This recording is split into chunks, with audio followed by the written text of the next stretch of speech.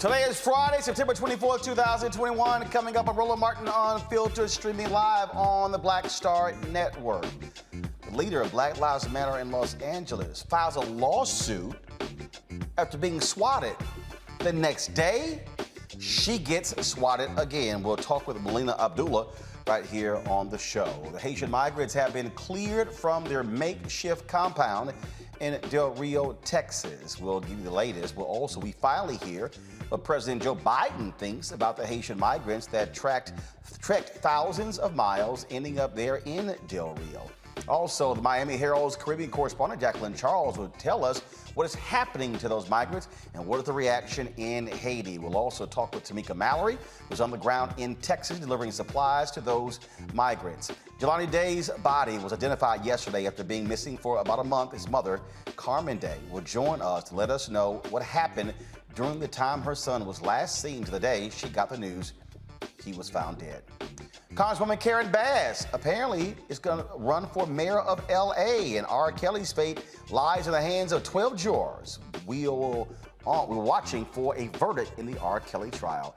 In our Education Matters segment, we'll meet one woman who is making sure no child gets left behind, no matter how troubled their past has been. We'll talk with the founder of Evolution Academy Charter School. And my man, Omar Dorsey, you know, from Queen Sugar and Harriet. Well, he's going to join us right here on the show. It is time to bring the funk on Roland Martin Unfiltered, streaming on the Black Star Network. Let's go. He's got it. Whatever the miss, he's on it.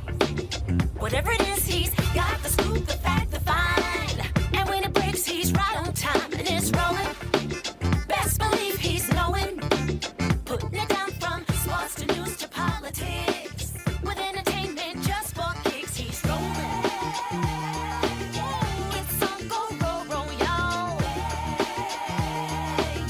It's Roland Martin, yeah. Rolling with Roland now. He's funk, he's fresh, he's real, the best, you know he's Roland Martin now.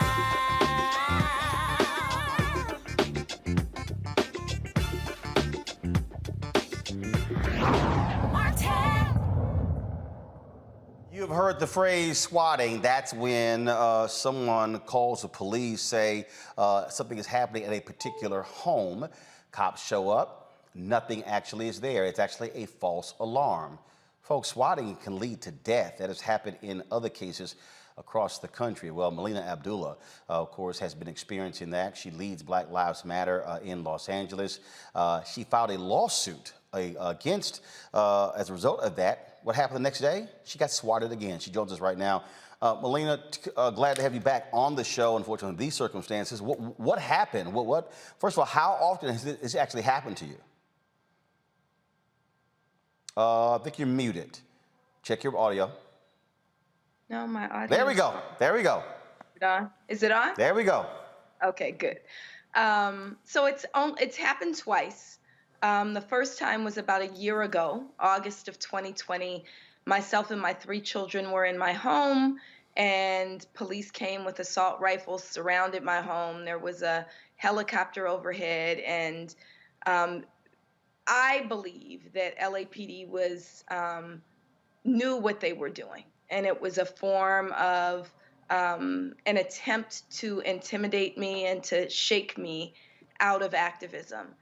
I don't think it's a coincidence that the day after we announced the filing of a lawsuit against LAPD for the behavior in August 2020, that the very next morning, less than 24 hours later, the police come out again and claim that they were called out. No 911 tape has been produced, and it seems that this is another attempt again to intimidate me. Okay, so in the August case, was there a 911 call? There was a 911 tape produced in the August case. And have they traced that back to anyone? So I haven't received any direct information about who they traced it back to. I did speak with a reporter yesterday who said that he had some information that he just got after doing some digging, but there were calls for investigations by elected officials, and nothing was ever turned over to me or to those elected officials. The other thing that happened in the August 2020 case is the caller, and we did get the 911 tape, specifically said he was targeting Black Lives Matter. So they didn't need to respond the way that they did because they knew whose house they were coming to and they knew what they were doing. In this case, again, there is no 911 tape that was produced, which makes me wonder if there was even a call. Okay, so what I'm trying to understand, that show of force, I mean, literally, police, helicopters, for what kind of call? That's a lot. So there were dozens, in 2020, there were dozens of officers with assault rifles pointed in my window. They demanded that I come out with my hands up, of course, with my children home, because this is when there was still the quarantine happening. So they were doing at-home schooling. My primary concern was making sure they were safe. I was afraid that the police might shoot into the house. So getting them to safety and then coming out to bring the police away from the house was really, really important in 2020. Yesterday, they came with less visible force, but they claim that they got a call of an overdose. They claim to a reporter that my son, who's 11 years old, called and said I had overdosed and needed help. That call, the initial call that I got alerting me to another possible swatting, came from actually the media. The media called and asked if I was okay, if I was being swatted again. That was at 9-something in the morning, and I thought that they had misinterpreted yesterday's press conference because there was no police here. Almost an hour later, the police showed up, and when the media went to investigate, they said that there was a 911 call claiming that I had overdosed on pills from my son. My son, of course, was in school. He didn't call. But also the question comes, if you thought I had overdosed on pills, where is the ambulance? Where are the paramedics? And why would you take more than an hour to respond to that call? So again, it feels like retaliation for me daring to push back against last year's SWAT. Okay, wait, they said they got a call that there was an overdose and there was no ambulance that came with them? No ambulance, no paramedics. They didn't even bother to come to my door. They actually went to a neighbor's door rather than coming to my door. Okay, that sounds a bit strange there. I mean, Yes. if there's a suspected overdose, you make sure that you have an ambulance and paramedics there. Absolutely. In fact, you don't even need police. It underscores our call, defund the police. If I overdosed on pills, I absolutely want an ambulance and paramedics. I don't need police coming. So again, this is why it feels like intimidation and retaliation for the filing of the lawsuit. All right then. Melina, glad that you're safe. As I said, things have ended differently in some other cases where folks have been swatted. One man actually ended up having a heart attack, and someone else actually was killed as a result of being swatted. Yeah, it's absolutely traumatizing and could send you into panic, but you could also be shot. And so those are the things that we have to be aware of. And Roland, I really appreciate you for checking in on my well-being, and my neighbors and the media all checked on my well-being, and I really appreciate that. And it goes to prove that we keep a safe, strong community is what keeps us safe. If this is an effort to intimidate us out of action, it didn't work. It just causes us to double down and do more work and really push for justice for our people. So again, thank you so much for checking on me. And let's make sure we all band together so that we can push back against these efforts to intimidate us. All right, Melina Abdullah, Black Lives Matter Los Angeles. We appreciate it. Thanks a lot. Thank you.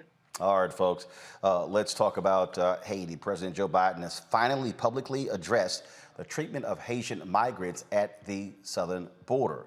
Biden vowed there would be consequences for the actions displayed in Del Rio, Texas. You said on the campaign trail that you were going to restore the moral standing of the U.S., that you were going to immediately end Trump's assault on the dignity of immigrant communities. Given what we saw at the border this week, have you failed in that promise? And this is happening under your watch. Do you take responsibility for the chaos that's unfolding? Of course I take responsibility. I'm president, but it was horrible what to see, as you saw. To see people treated like they did, horses barely running them over, people being strapped, it's outrageous. I promise you those people will pay. They will be, there's an investigation underway now, and there will be consequences. There will be consequences. It's an embarrassment, but it's beyond an embarrassment. It's dangerous, it's wrong. It sends the wrong message around the world. It sends the wrong message at home. It's simply not who we are. Vice President Kamala Harris also weighed in during her appearance today on The View.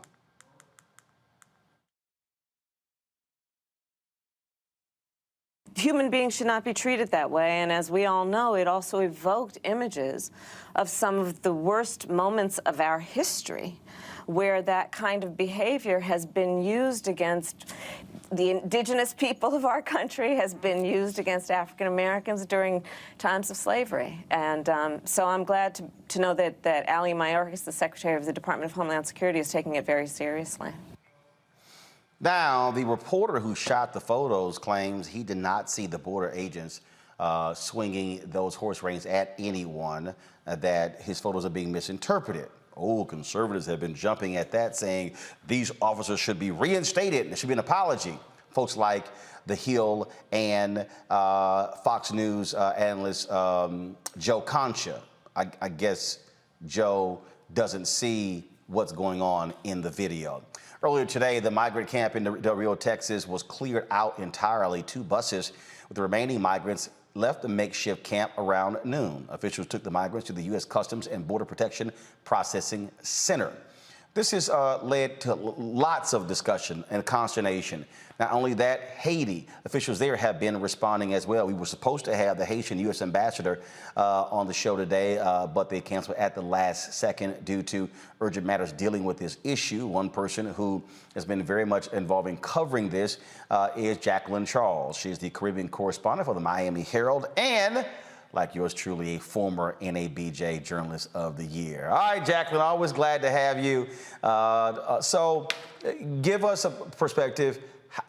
We've sort of heard conflicting things coming from the Haitian government. You've had the Haitian envoy to the United States who resigned, claiming that the United States is supporting a propped up government as opposed to one chosen by the people. Give us the latest in terms of what's happening. Do they want to see these deportations stopped? What's really going on with the Haitian government? Okay, well, first of all, let's make sure we understand that Daniel Foote is not a member of the Haitian government. Right. I said the U.S. envoy. Yeah. He was appointed by President Joe Biden about 2 weeks after Jovenel Moïse was assassinated. That's the president of Haiti. He was shockingly assassinated in the middle of the night on July 7th.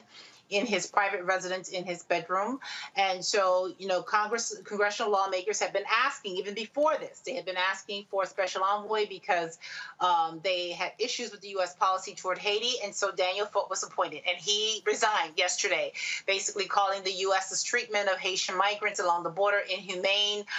He raised a number of issues, and his concern as well was in terms of the U.S. government's support for the interim prime minister, the interim government that's there. The situation with Haiti is this. The president was murdered. The president of the Supreme Court died weeks earlier from COVID-19. There is no lower chamber in Parliament, and the Senate, which should have 30 members, only have 10 members. And there are no elected officials, local elected officials in the country. So who the hell is in control? Exactly. So Jovenel Moise was ruling by decree. He was one of 11 elected officials in a country of 11.5 million people. So if you recall, there was a power struggle after his death where the acting prime minister, the foreign minister, was holding on, and Ariel Henry, who had been appointed by Jovenel Moise prior, just days before his death, to lead a new consensus government, was saying, "But wait a minute, the president picked me." And so you've got this very murky situation. At the same time, you have civil society, human rights groups, business groups who are saying, listen, we are tired of the same old, same old. We want a game changer.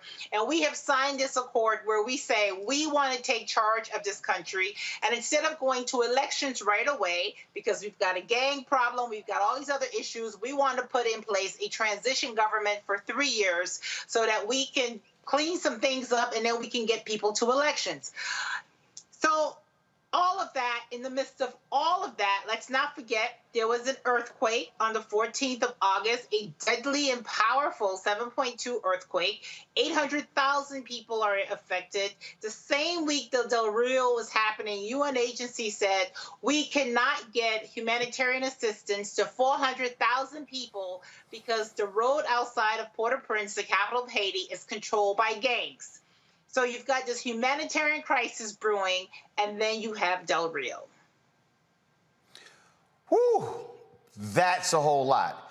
Yes. That letter that Daniel submitted, he just blasted the U.S. policy and the treatment of the Haitian migrants, but also said, look, the policy overall is seriously flawed.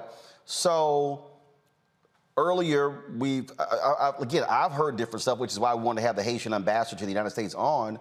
Are Haitian leaders, whoever they are they saying halt the deportations? Sure, bring them here. What's the official position, if there is one, of the Haitian government?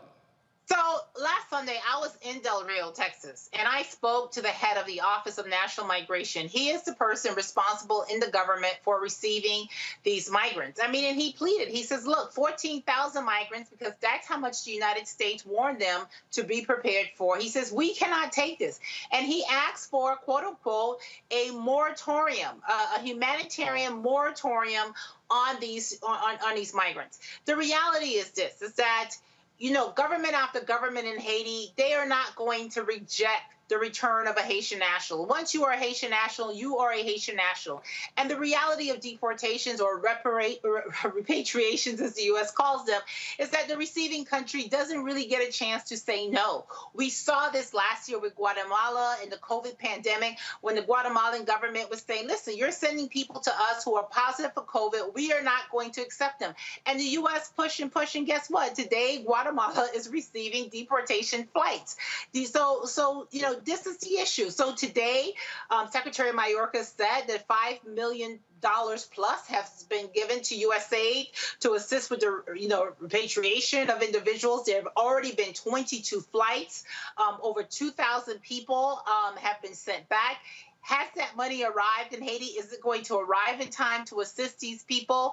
All of that is unclear. The reality is that you have a country in turmoil. You named a crisis, it exists. Today I was told there are at least a half dozen people who were kidnapped. Those are the cases that we know about. You've got gang violence. You have a humanitarian crisis with the earthquake and even outside of the earthquake. And you have people who left Haiti after the 2010 earthquake. Why? Because the promise that the United States gave, which was to build back better this country, it did not materialize. So they left. They went to Brazil. They went to Chile. And after things started to turn there, especially with COVID and the economy, what did they do? They picked up their kids. They picked up their life belongings in backpacks, and they made a 7,000-mile trek through the jungles of South America. Many people who did that did not survive. They were killed. They died. It's a very dangerous terrain. And eventually they made it to Mexico. I was on the border. I was in Mexico. I was in Del Rio. I spoke to the migrants. They tell me that it was word of mouth. People said, hey, Del Rio is open, and they went to the border. And even after they arrive in Haiti, they are still having a hard time to understand what exactly happened. How did I get back here? But I thought the border was open, and the border is not open. Whew, so here you have the United States deporting folks back and deporting them back to what? I mean, that is just, I mean, what you are describing is utter chaos, sheer madness, sort of like who's on first, who the hell's in charge. And so I can only imagine getting deported back and you get dropped off and it's like, what the hell is going on? I mean, you have a government, and you have a government that is in charge, but it's not a government that is, that's been elected, and it's not a government that has cash. This is a cash-strapped country trying to figure out how do we create this road to get to elections so that you have an elected government so that you can hold people accountable. But what Haiti and even Daniel Foote was saying is that the conditions in Haiti are just not there to hold elections. There's a serious problem with insecurity, with armed gangs. How, if you are running for office, where do you go to campaign? How do you campaign in an area that's controlled by gangs? So this is the reality that you have. And now what has happened in terms of the U.S. response with the special envoy and what is happening, you look at the current, government that's there and you're saying, but wait a minute, they're being attacked from the left, they're being attacked from the right, and honestly, if this thing all falls apart, I'm not exactly sure what tomorrow will look like. So it's a very delicate situation in Haiti right now.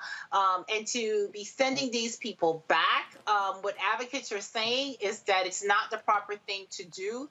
It's going to add more strain. And, despite the fact that the U.S. said to us repeatedly that they were going to make efforts to see if Chile and Brazil can accept some of these people who are willing to return, because some of them have legal residency in those countries.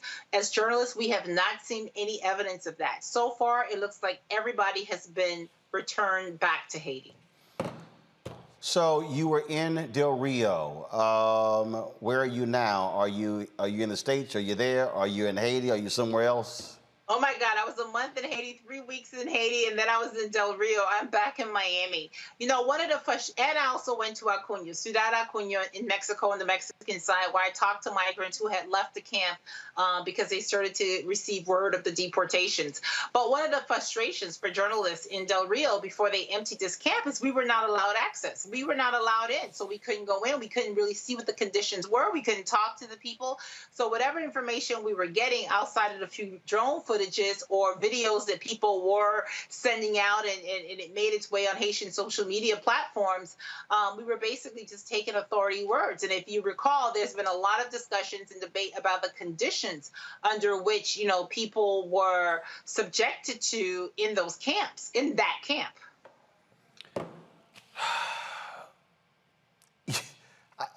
I don't even know what to even ask next. What is next? It's desperation. I mean, it's desperation. Secretary Mayorkas is right in terms of, people being misled and believing that there was temporary protective status here. The Biden administration is in a difficult position. On the one hand, they're trying to get, comprehensive humanitarian reform in, but then on the other hand, you have this rush to the border. And of course, we have that photo. We have the images. I saw somebody put the video today, and, when I looked at that video, I was just, my mouth dropped open. And let me say this, for African Americans, that picture took us back to the slave patrols. But for Haitians, it was a much more recent. It was a reminder of the double standard that has existed in U.S. immigration policy toward Haitian migrants, where Haitian migrants are often considered economic migrants, regardless of what's happening in their homes, that, there were 60,000 of them in Guantanamo Bay, when we had a policy called wet foot, dry foot, so that when Cubans came to the U.S. and they touched soil, 1 year and 1 day, they were allowed to apply for residency. But Haitians and other migrants who were caught at sea were returned to their countries of origin. And so that is where it hit them. And there was a line that I had in my story when I said, it doesn't matter if it was ropes or if it rains, whether that migrant was struck. I mean, as cliche as it sounds, a picture speaks 1,000 words. And that is how the community, the Haitian community, received that. That is how they view that photo and the video of that Border Patrol officer and that Haitian migrant. Well, I'm glad you were there to break it down for us, Jacqueline. It is a whole lot to take in. And again, I mean, as you say, stuck between a rock and a hard place. But the first thing the Biden administration, stop the mistreatment. Look, there's a way to actually handle the processing of people. And so we certainly see what happens next. And my God, hopefully the Haitians can just get a break. Because, as you said, president been assassinated. Frankly, the way it reads like an inside job, earthquake as well. Now this is just one thing. And of course, dealing with the hurricane, it's just one thing after another that keeps just hitting the country of Haiti. Yeah, thank you, Roland. Jacqueline, thanks a lot. I appreciate it. Great job. Thank you. I was talking about panel, Julianne Marveau, Dean, College of Ethnic Studies, California State University, Los Angeles. Michael Imhotep, host the African History Network show. Kelly Bethea, communications strategist. Julianne, to sit there and listen to what Jacqueline just laid out there, I mean, my God, it's just one massive headache after another, one crisis after another. You're absolutely right, Roland. It's blood curdling to see that photo of this man on a horse. We've seen folks on horses going after people before, but the sister from the Miami Herald broke it down. It's not just the vestiges of enslavement. It is the way that we do immigration policy towards Black people. And let's just say Black people. Let's stop saying people of color when we're talking about some of that. We're talking about Haitians. Sometimes we're talking about Africans. Everybody is not treated the same way. And for people to be treated as less than human is disgusting, while we have an administration who's running around on a human rights tip, talking about human rights here and there. Look, we're taking in thousands of people from Afghanistan, and I'm not hating on them. I'm just saying the same kind of accommodations need to be made for people from Haiti. That's it. I mean, we show that, look at that. We show that we have the capacity to absorb when we want to.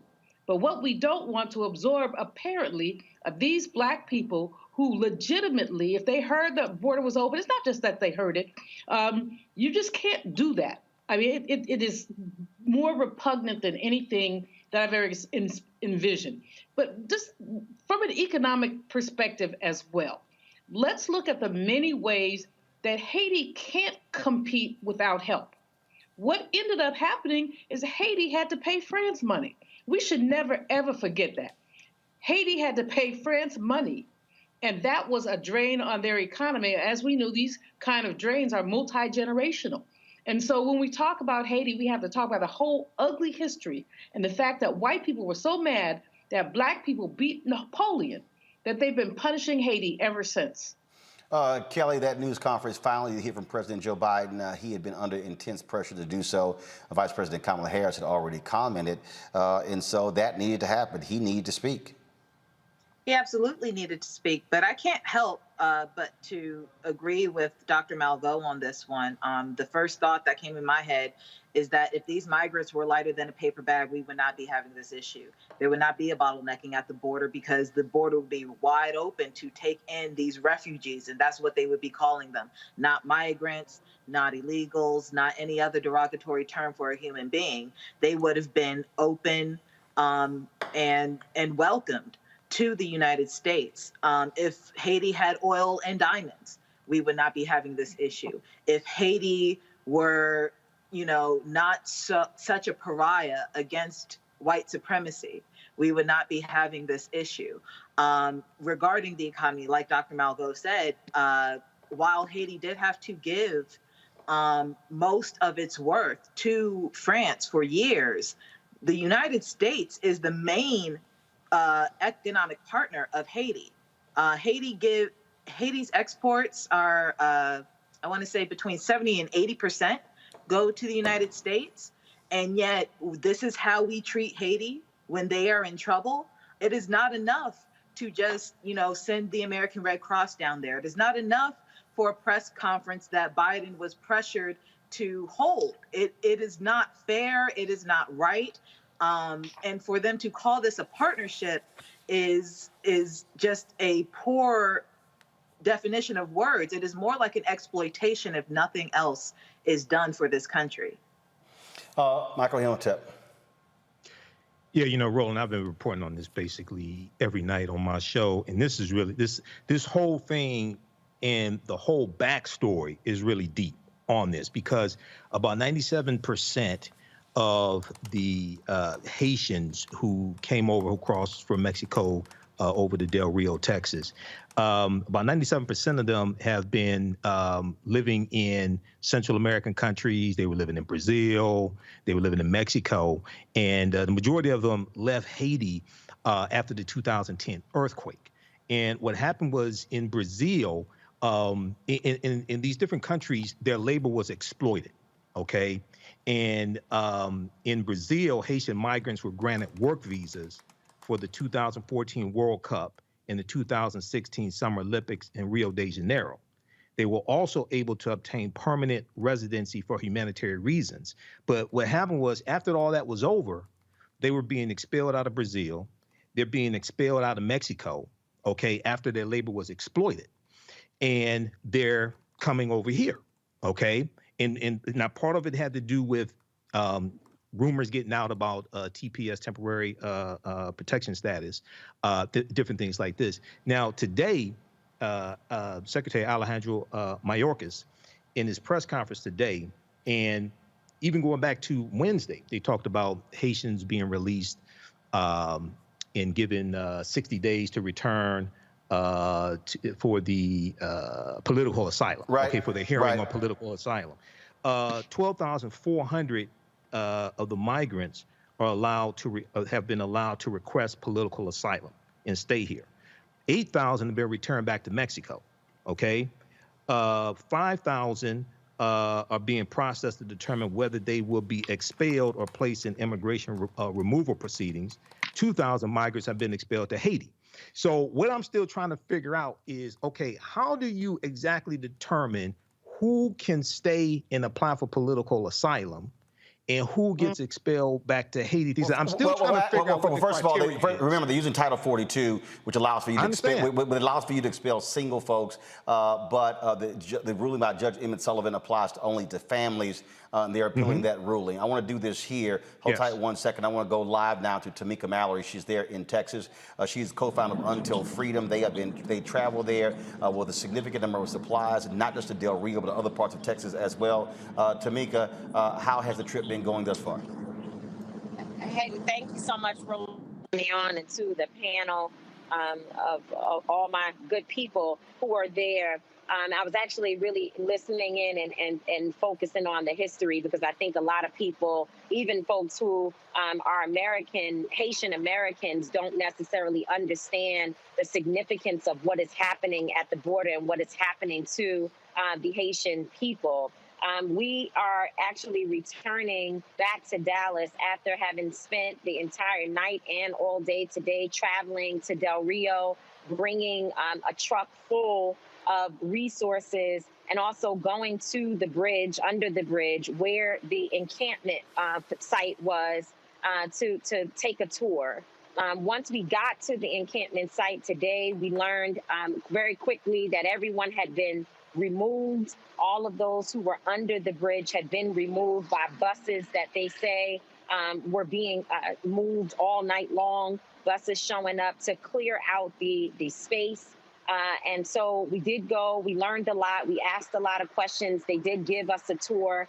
And when I say us, I'm speaking of Until Freedom, my organization, along with Relief Gang, which is Brother Trader Truth, that many of you know from doing relief work across, particularly across Louisiana and Texas, in several earthquakes. And we worked with some of the Haitian elected officials, and of course the organization that we're supporting and working very closely with, called Haitian Bridge. We all went together to this area and had the tour. And then we left there and we went to a processing center. It is a location that we have not named publicly because there were white supremacists that showed up with weapons just a couple of days ago, scaring families, and also those individuals who actually run the facility. There are people here who are doing great work with not a lot of hands. and not a lot of resources, but they're doing amazing work. And I think the thing that's important is for folks to know that this is not new to them. They've been doing this work for years. Haitian Bridge and the young woman, Miss Gerline, who runs that organization, has been engaged in relief efforts for at least 6 years. And the location that we went to today, they've been there operating for a long time. It just so happens that this particular time period has been heightened in terms of those numbers of individuals who have crossed into Del Rio, and also, of course, the inhumane treatment that we all watched in the videos and images that I've seen on your show today. But they are always dealing with migration. And in fact, people are still coming. And we've been told that by Border Patrol that they expect that between 10 and 14,000 people will show up again in the coming days. There are people waiting on the Mexico side. Oh, sorry if that cut off. But there are people waiting on the Mexico side of the border trying to get in. They say that the situation on that side is very serious, it's very tense, and there are people who have left the Texas side of the border to go over there to bring aid. We partnered with this particular processing center, and Linda Sarsour, who you had on last night, my partner at Until Freedom, and I were allowed to go into the processing center to see families, to be able to meet with people and to assure them that there are many of us American citizens who support them and are standing with them. And then we also were able to unload the truck with all of our volunteers and supporters so that they have access to supplies, much needed supplies. So the supplies that y'all gathered in Dallas, what happened with those? Did y'all distribute to other places, to other people? What happened? Yeah, so the supplies that we, again, collected at Friendship West, which is Dr. Freddie Haynes' church, they are being distributed today and from now on until everything is gone from this particular facility. As I said, they deal with refugees, migrants all the time. And so this is not new for them. This is a very well-known location that people show up at for help. And so the supplies are there, and there were families, many families inside of this facility today, and they will have access to the supplies. There's also a nearby church that is going to facilitate or hold on to anything that is left over so that when the next group of people come across the waters, that they have these supplies readily available to give to them. We also sent other trucks to different locations. So we had people contacting us with trucks full. We were unable, because of our manpower, to bring those trucks down into this area. As I said, it's very sensitive. People are trying to protect the identity of those individuals that are inside of these facilities because there are white supremacists who are showing up and causing danger and, of course, fear to those individuals who have crossed the border.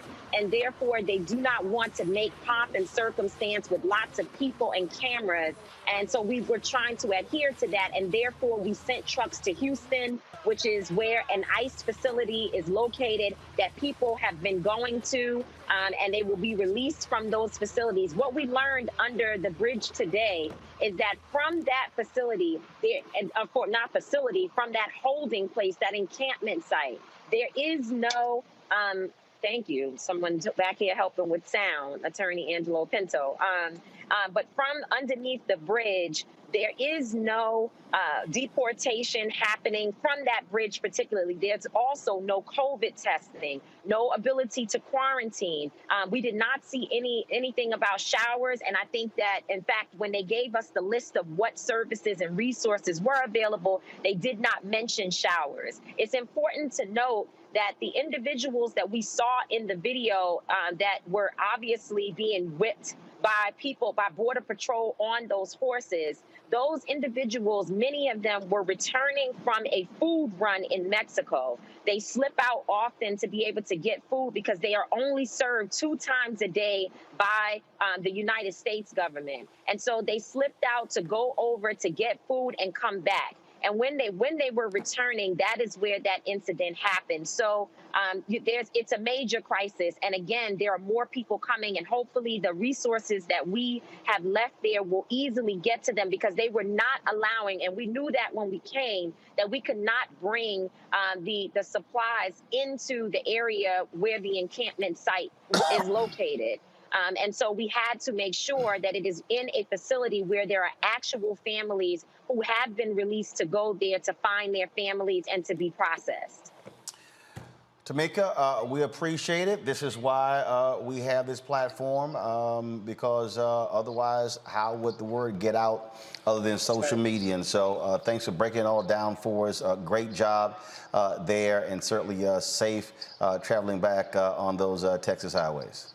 Thank you so much. Thank you. Love you much, Roland. Thank you. Love you as well. Folks, Pastor Freddie Haynes, you heard Tamika mention Reverend Dr. Frederick Haynes, pastor of Friendship West Baptist Church in Dallas. He was in Del Rio yesterday. If you saw that video with Reverend Al Sharpton when he was being heckled, Pastor Haynes was standing right next to him. This is what he had to say last night about what he saw in Del Rio. This is from the Until Freedom video that they shot. So we are out here at Friendship West Baptist Church. Can't miss out on that Black Lives Matter. That's how you know this beautiful place. Dr. Haynes, this is Angelo Pinto, co-founder of Until Freedom. Dallas showed up. Showed up and showed out. We got word out last night that y'all were coming to do what y'all do. And so the people heard, the people said, hey, we can't have that sign up and not act like it. That's right. Because, as you so well said, all Black lives matter. Around the globe. And we're saying that to this sick nation, that all Black lives matter. And so when you treat us in a dehumanizing fashion, our humanity still shows up in a powerful way. I just came from there today, and it was hell. I can't unsee what I saw, and so I'm even more motivated now because I know this country created the conditions that made them flee home. This country did that. France did that. That's right. And while the United Nations meets in New York right now, they need to hold this country accountable. Patrick Gaspar said today, the United States under this administration is not living up to international asylum protocols. We got to change. Again, that was Pastor Freddie Haynes right there. Real quick, I'm going to go to Michael, Kelly, and Julian before we go to a break. Julian, look, you just heard what Tamika said. There's going to be another wave. So this country has to figure out what its policy is. And again, I've asked the Biden administration every single day since Sunday to send somebody to this show to discuss this. They have yet to do so. I asked Sunday, Monday, Tuesday, Wednesday, Thursday. Every single day hasn't happened. America is going to have to explain why there's a different policy for Haitians from Cubans or Afghan refugees. Thank you. Beyond that, Roland, I mean, when you look at it, the Biden administration, we got your back. This is Mr. We got your back. Well, whose back do you have? When the Congressional Black Caucus has a Haiti caucus, they've talked about this. When others have talked about this, you can't say you have our back. I'm Haitian American. My mother's dad was Haitian. I mean, this affects us all. And so for them to arrogantly put this on the back burner is to say that Black lives don't matter. Because these are Black people. These are Afro descendants who are being whipped because they're Afro descendants. Not because they did anything wrong, but because our country is too polarized to do the decent thing. Not the right thing, the decent thing. And the decent thing is to make room for these people. We do it for everybody else. Michael. Well, you know, Roland, there's another 20,000 Haitians in Colombia. And it's possible that they can come this way as well. Okay, NBC News had an article from a couple of days ago. I talked about this as well. 20,000 in Colombia. Now, Governor Greg Abbott in Texas, and there's a big piece from the New York Times from yesterday. There was a line of 800 vehicles that Governor Greg Abbott had lined up along the border to keep to Haitians from coming in. The Texas Department of Public Safety vehicles, okay? It's a big piece about this as well. So, and one of the things I'm trying to figure out, Roland, maybe you can help me out with this. Okay, so is that legal to put the vehicles there and block it? Yeah, I mean, from the people from coming over? I have a lot of questions about this. The more research I do on this, man, the more questions I have about this. Kelly? Again, anything short of a structural overhaul regarding what happened this past week at the border is going to fall short of what Haiti actually needs. It is going to fall short of what these migrants need. We cannot afford any more performative allyship, as I said on your show before. The fact that Biden, waited days to make an official statement, that says something, and it's not something that is making anyone feel good. It seems performative. Everything that the United States has done in the past week regarding this issue feels performative and not truly actionable, because nothing has been effective outside of just moving them to another place. So again, until we have a structural overhaul, until we stop the performative, until we truly, bog down and really figure out how to overcome white supremacy in this country so that we can understand Haiti in general, everything is going to fall short. Absolutely. Folks, got to go to break. We come back. We're going to talk black and missing. Also, the case of Jelani Day. His body was found, and it was determined yesterday that it was indeed him. Next on Roland Martin Unfiltered and the Black Star Network, we will talk with his mother about this case and why did it take pressure after a white woman got loads of coverage for the media to all of a sudden realize that he and other African Americans were missing. That is next on the Black Star Network.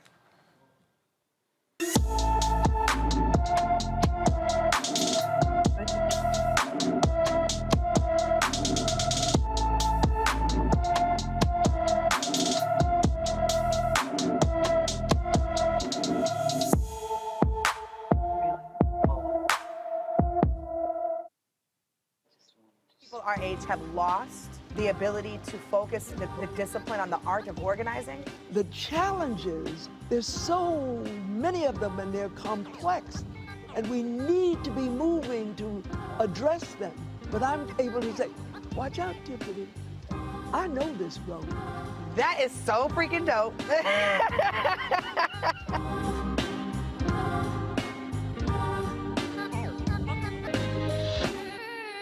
George Floyd's death hopefully put another nail in the coffin of racism. You talk about awakening America. It led to a historic summer of protest. I hope our younger generation don't ever forget that nonviolence is soul force. Priceless.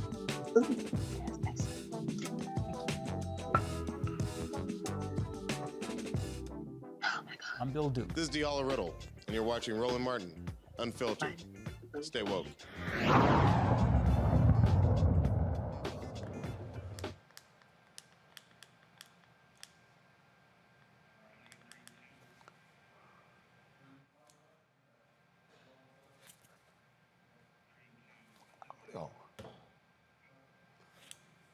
Folks, we have seen the past week, all of a sudden, lots of attention focused on black folks who were missing.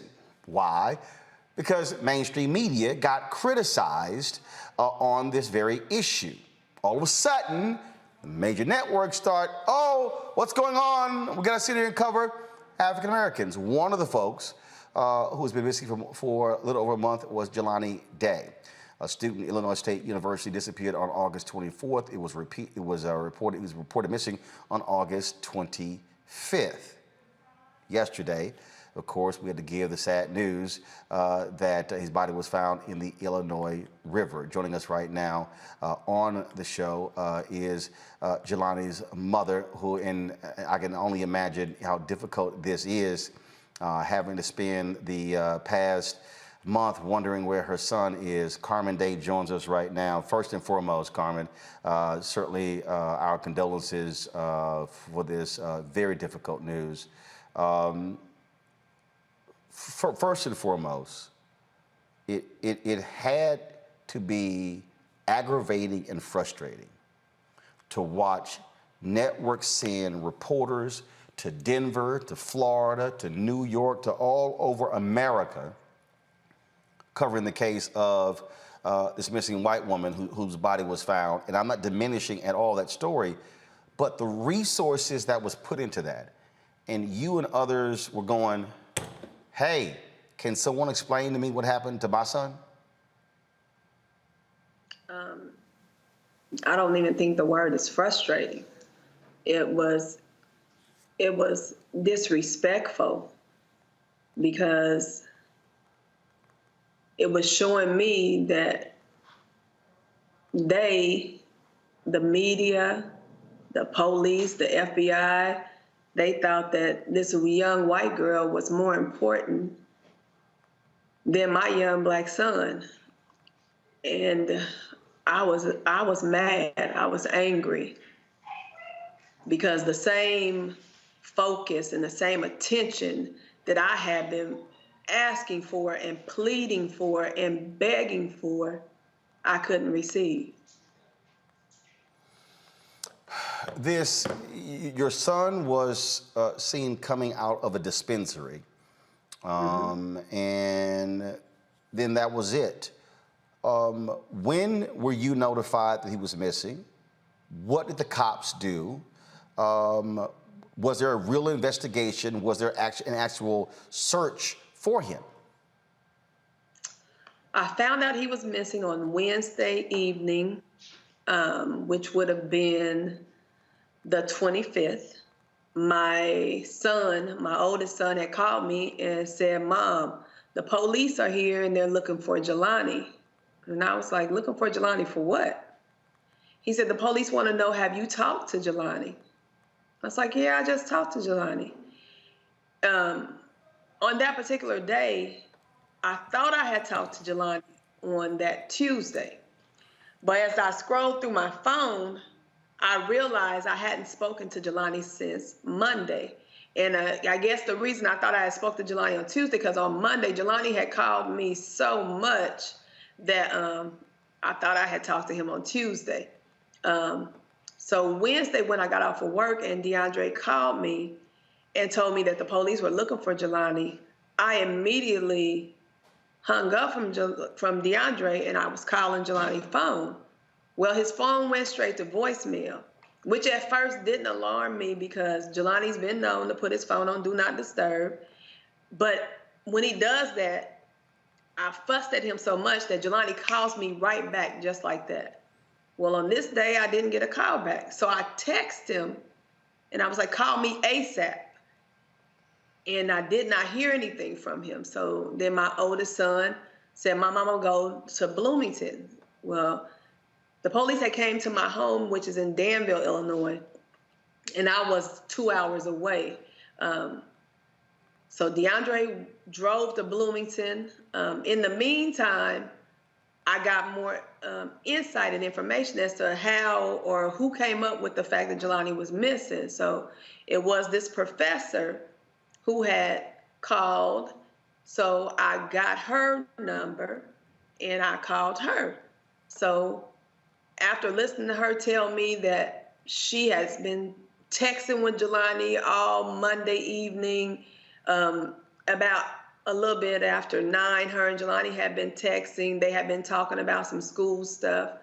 And Jelani was supposed to meet with her that Tuesday because she said there was something that he had to get done for me. She said that he didn't show up on Tuesday. Then he didn't show up for his class on Wednesday. So she became worried and she called the red and white, I guess it's some group on campus that checks on the students if you don't see them, at 1 o'clock that afternoon. And by 5 p.m., she hadn't heard from them. So she went to her chair, and her chair contacted this group. And then the group told her that they had 24 hours to go look for Jelani. So instead of waiting the 24 hours, she said she contacted the police to do a wellness check on Jelani. So being that Jelani didn't list the apartment that we had purchased for him as his home address, the police ended up coming to my home in Danville because that was listed as his home address, which I'm grateful for because that gave me an alert that my child was missing. The police didn't let me know. I spoke to her. Then I spoke to this young girl, another white girl that was in Jelani's class that was upset, and she had contacted one of my daughter's friends and said that she hadn't heard from Jelani. So I contacted the young lady, wanted to know what her and Jelani relationship was, when was the last time she talked to him.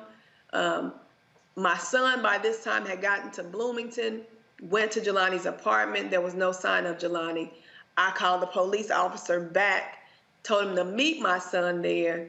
I ended up filing a missing persons report that night. The next morning, I got up early in the morning and checked the bank to see if Jelani's card had been swiped, and that's when I found out his card had purchased something at the Starbucks on Tuesday. I started doing my research then. I left Belleville, Illinois, and we went to Bloomington. I went to the Starbucks. I went to the school. I ended up speaking to the teacher in person, who then let me know. I found out that Jelani had actually been on the campus that Tuesday morning. At 6:50, he had logged in to the computers on campus, put in some notes because he had clinicals that day, and he had 2 patients that he needed to see. However, he didn't show up for clinicals or the patient. I also found out that at that point, that's all I knew at that point, that he had been to Starbucks, and I knew he had been there since 7 something in the morning. Moving forward, I later learned that the last ping on his phone was at 9:20. The detective that was then assigned to the case, let me back up because let's get to the part where how I got the detective. I called the professor because when I called the school to ask them if they had cameras, if they had seen my son, they kind of blew me off. It was like, okay, we'll get to it. So I called her because I'm like, okay, this is a faculty member and maybe she can make some progress for me. So I had her check and see if we can get the cameras to look. When she called me back, she told me that the cameras had already been retrieved by the police. And that kind of puzzled me. I was like, what? Because I just reported him missing. I hadn't even told anyone that he had been to Starbucks. So how had they had the cameras from Starbucks? But I listened to her, and then she said that she knew somebody in the police department that was had some higher up authority, and they were going to get a detective on the case. And that is how I got a detective that day from her helping me. Got a detective that day. I spoke with the detective. I gave him everything that I knew. That's when we found out Jelani's last ping on his phone was at Veterans Parkway. The detective figured out that his ping, there were businesses in that area, and that's how we found out he was at Beyond Hello.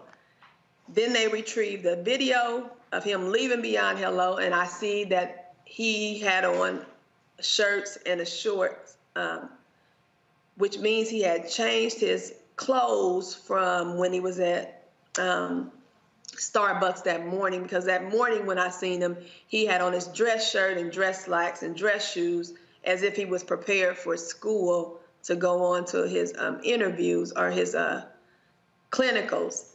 Now I'm thinking, what deterred my son from taking care of his business? Because it had to be something. Somebody had to call him. He figured that he had to do something. So we requested video from campus. Initially, they just gave me the video footage of him being at Starbucks. After speaking with the detective and him checking with the school, they later monitor Jelani's swiping of his card and his movements around campus. We then obtained video. Jelani was actually on campus walking around. It looked like he was waiting for somebody or looking for somebody, and finally found out that he was waiting for the health center to open, because one of the things that he was supposed to meet this professor about that day was there was 2 parts that he needed to be done. He needed to get a TB test, and he had only completed one part of it. So he was getting that stuff done, and I'm assuming that when he went there, because nobody can remember speaking to him, but you do see him on the video, that they couldn't get in because it was by appointment only. Well, I'm still trying to understand this, and this is why I'm just totally confused here. He comes up missing. Mm-hmm. Do they trace his steps? First of all, do they initiate a search? What actually happened to try to find him? His mom, they discovered his car on the 25th, which was that Thursday evening. And they discovered his car where? In Peru, Illinois. His car was discovered in a wooded area in Peru, Illinois. And how far is Peru, Illinois from Bloomington? 60 miles from Bloomington. 60 miles. So he was last seen in Bloomington, and we have a map up right now. His wallet was found where was his car found the same place where his wallet was found? Not that I understand, no. And then his body is found in the Illinois River. Do you believe foul play was involved in the death of your son, and have they determined the cause of death? I definitely believe that foul play was involved. And no, they have not. The cause of his death is unknown at this time. They're trying to create the narrative that Jelani had mental issues and he was depressed, but the devil is a lie. There was nothing wrong with my son. He was not depressed about anything. He was not overwhelmed about anything.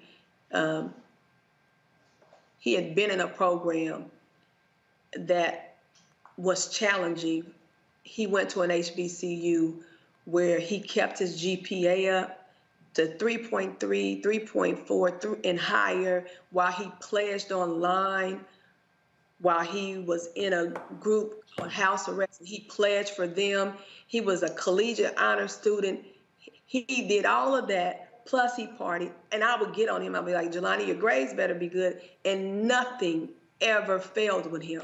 He kept all up. So he knew pressure and he could handle pressure. So them trying to convey this or want him to make me think that my son, because his dad is ill, because things were going on in school and it was a challenging program, that he was under pressure, is a lie. Jelani could handle all of that. He had been handling, he's handled many things. And so the fact that he's in Peru, which is a town that only comprises of 1% of Black people, that he's never been there before. I've never heard of it until they found his car there.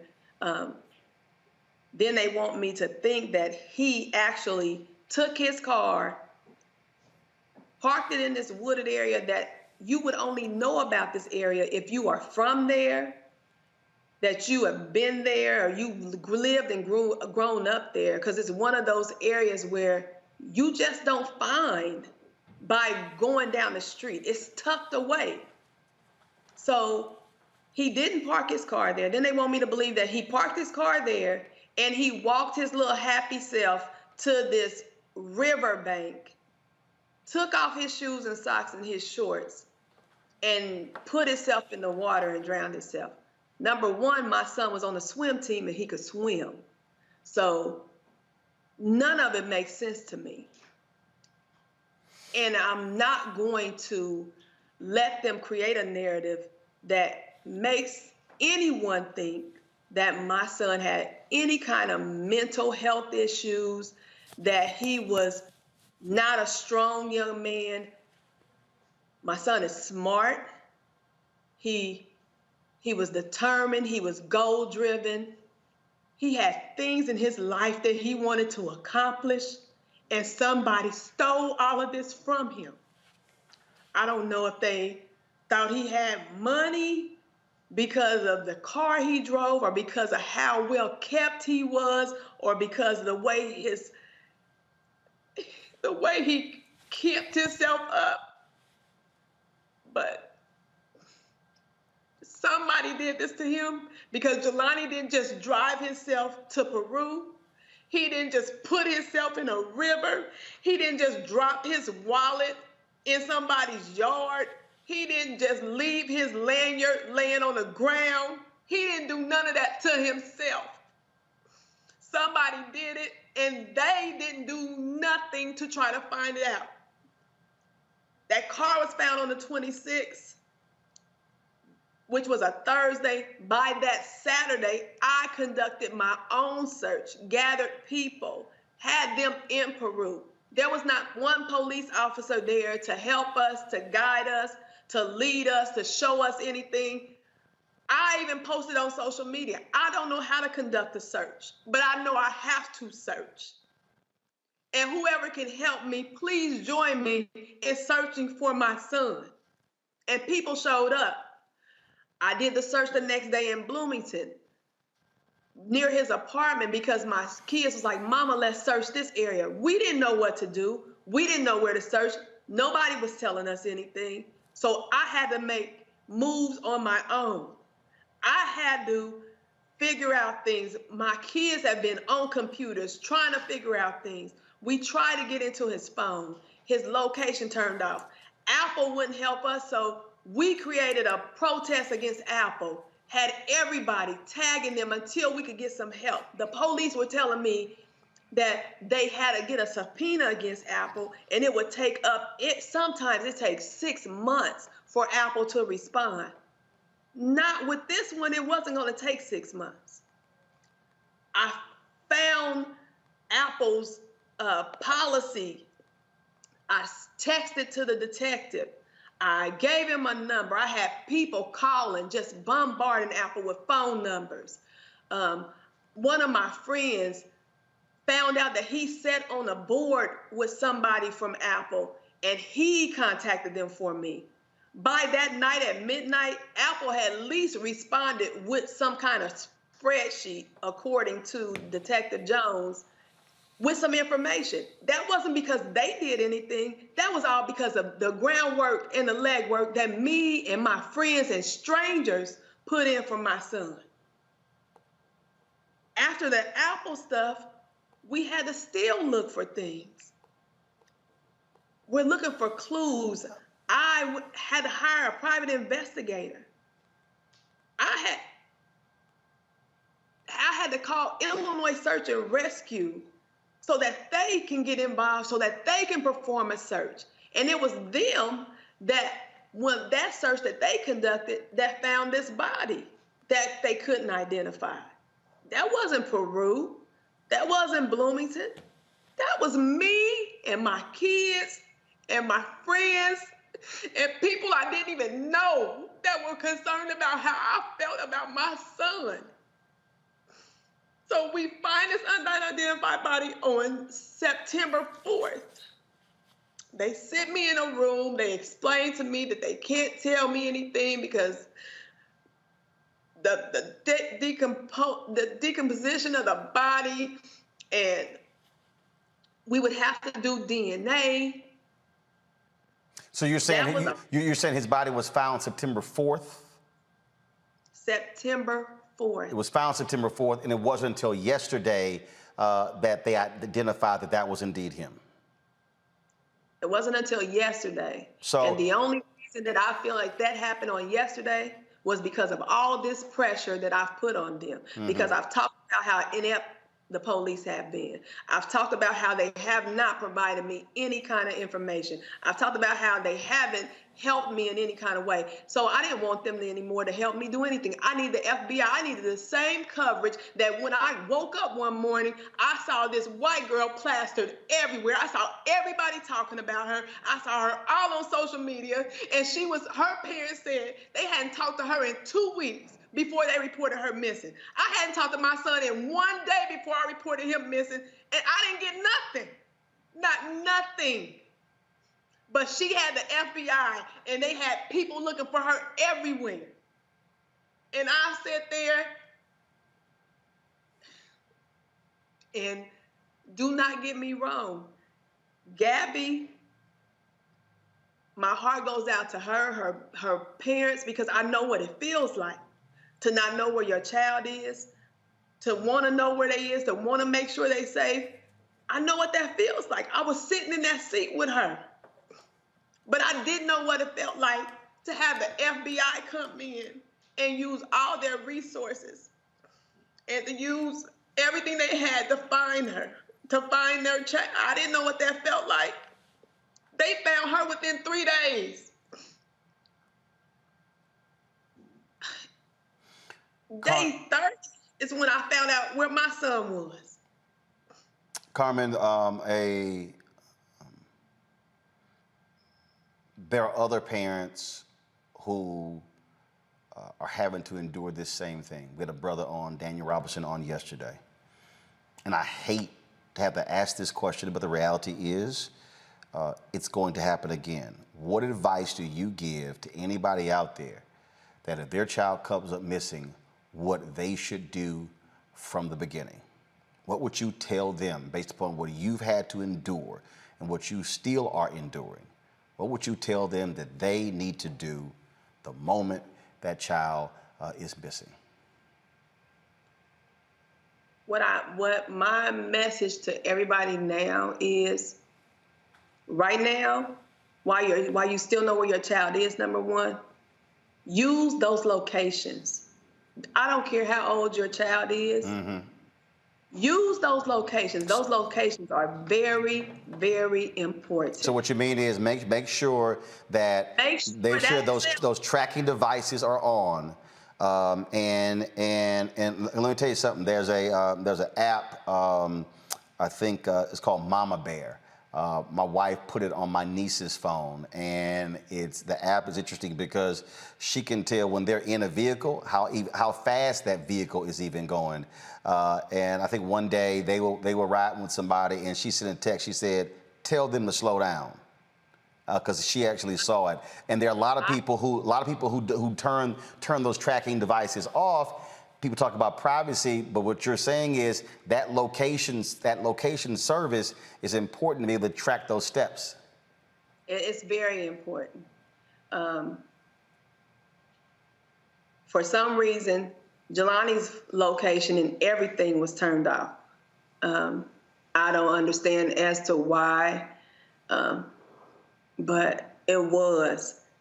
So we were very limited on what we could see with Jelani's phone. The Mama Bear app, I never heard of it, but that's good. But I have all my kids on now the Life 360, just like the Mama Bear app. It tells how fast they going. It shows you where they been at, how long they were there, everything. It's important to let people know what you're doing, because you never know when they need to know that information to help you. I would also tell everyone that before this ever happens to anybody, I know our kids think we're nosy, but no passwords and usernames to things that they're in. And if they don't want you to know it right now, put it up somewhere. Tell them you don't want to be nosy. You just want to make sure that if at any time you need it, it's available to you because it's a help. Those things can help you. But if it does happen to you, I would advise anyone, do not let up. Don't take no for an answer of anything. Do not let anyone tell you that we don't think that he's here. If you feel like that's where your child was, never let no one stop you. Follow your intuition. Follow your gut. Do exactly what you feel should be done. If they get mad, if they get pissed, that's on them. What I did in this whole process was I tried not to be the angry Black female, the aggressive woman that they would think didn't want to work with them, because I wanted them to find my son. Mm-hmm. I should have been that same angry Black woman from the gate, because that's what put the fire under them to make them get off their butts and to make things happen. And they still didn't do it until I started talking negative about them. I had to get on here, had to get on news outlets, I had to get on media outlets and let everybody know that they wasn't doing their job, that my son wasn't getting what he deserved, that if you don't see the racial disparity because you see this white girl everywhere and my Black son who has been missing longer than her is not being found and not being helped, something is wrong with this picture. Indeed. But I promise you, and I mean this, Jelani did not die in vain.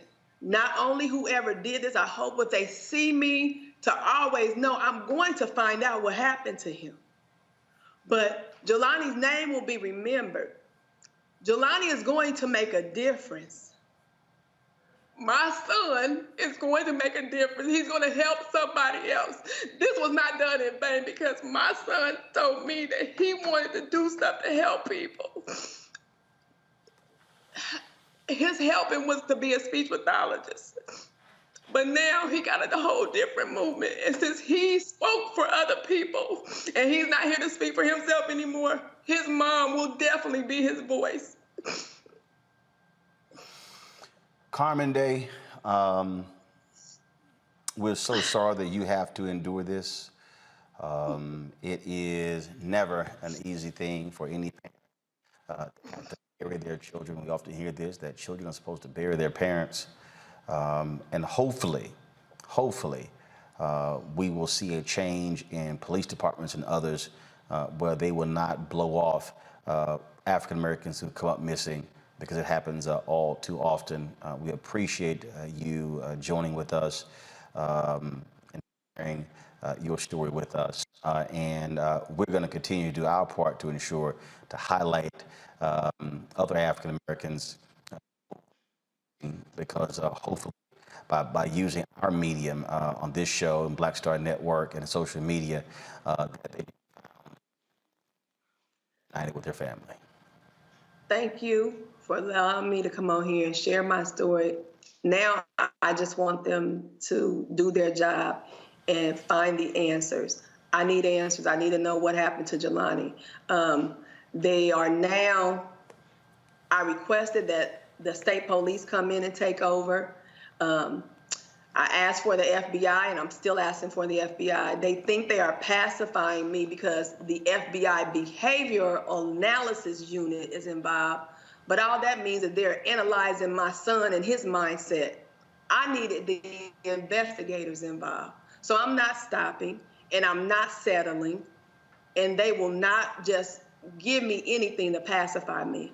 I want answers, and I thank you for allowing me to come on your platform and to let the world know that this is what I'm seeking, and I will need that support. I need your support. I need everybody's support. I need everybody's help. I need everybody's prayers. I just want answers now. Carmen Day, thank you so very much for joining us. Thank you. Julian Malveaux, it's interesting looking at these stories and I saw the Washington Post, the New York Times. I saw all these stories, and I'm sitting there going, y'all could cover black people missing, but you don't.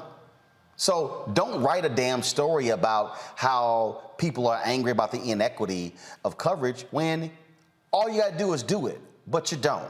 And if a white woman comes up missing, all of a sudden, you're all over it. Well, let's look at the resource allocation here, Roland. It really is quite obnoxious that the FBI, the police, all these people were involved. Her, whatever he was, fiance, whatever, he probably sitting in Europe chillaxing because no one got on this in time. But the resource allocation, imagine that Carmen could have gotten an eighth of the attention that this girl got. Imagine that she went to talk about Jelani, that someone would say, okay, let's take a look at this. But if they blonde and white, forget it. There have been so many cases. The runaway bride, they looked for her for days, and she was someplace hiding because she didn't want to get married. I mean, it shows us the invalidation of humanity, and quite frankly, this is why we have a Black Lives Matter movement, because people continually put Black life down. Now, the Washington Post, the New York Times, all these folks, they have something to pay because they've done the wrong thing, frankly. They have not followed up on these things. People come to them. This woman was tireless, was utterly tireless in pushing this. This could have been a story 3 weeks ago. I mean, the young man's body was found on September 4th, and it takes 20 days to get, or 19 days to get an ID, because they're saying, well, the coroner's office is backed up. Well, they weren't backed up for Miss Thing. And I'm not diminishing her parents' pain, but because no parent should go through this. But there's so many Black parents. Another piece of this role is the number of missing Black children that we do nothing about in terms of investigation. And so we're basically just saying Black lives don't matter. Black kids don't matter. Black women don't matter, or Black men.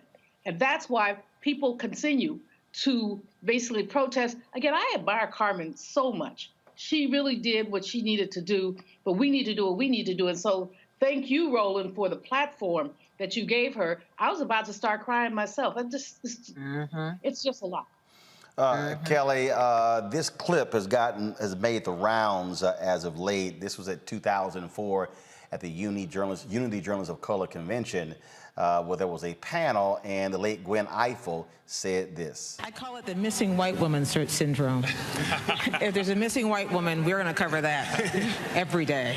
It's true.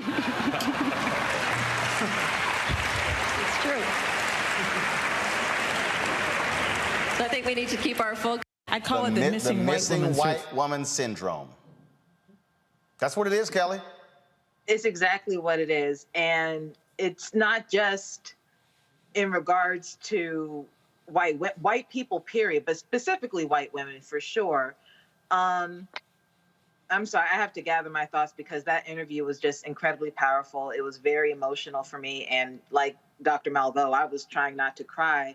But what I will say is this, based off of what Miss Day just said about her son and everything that she found out about the circumstances of his death, it is damn near evident that he was lynched.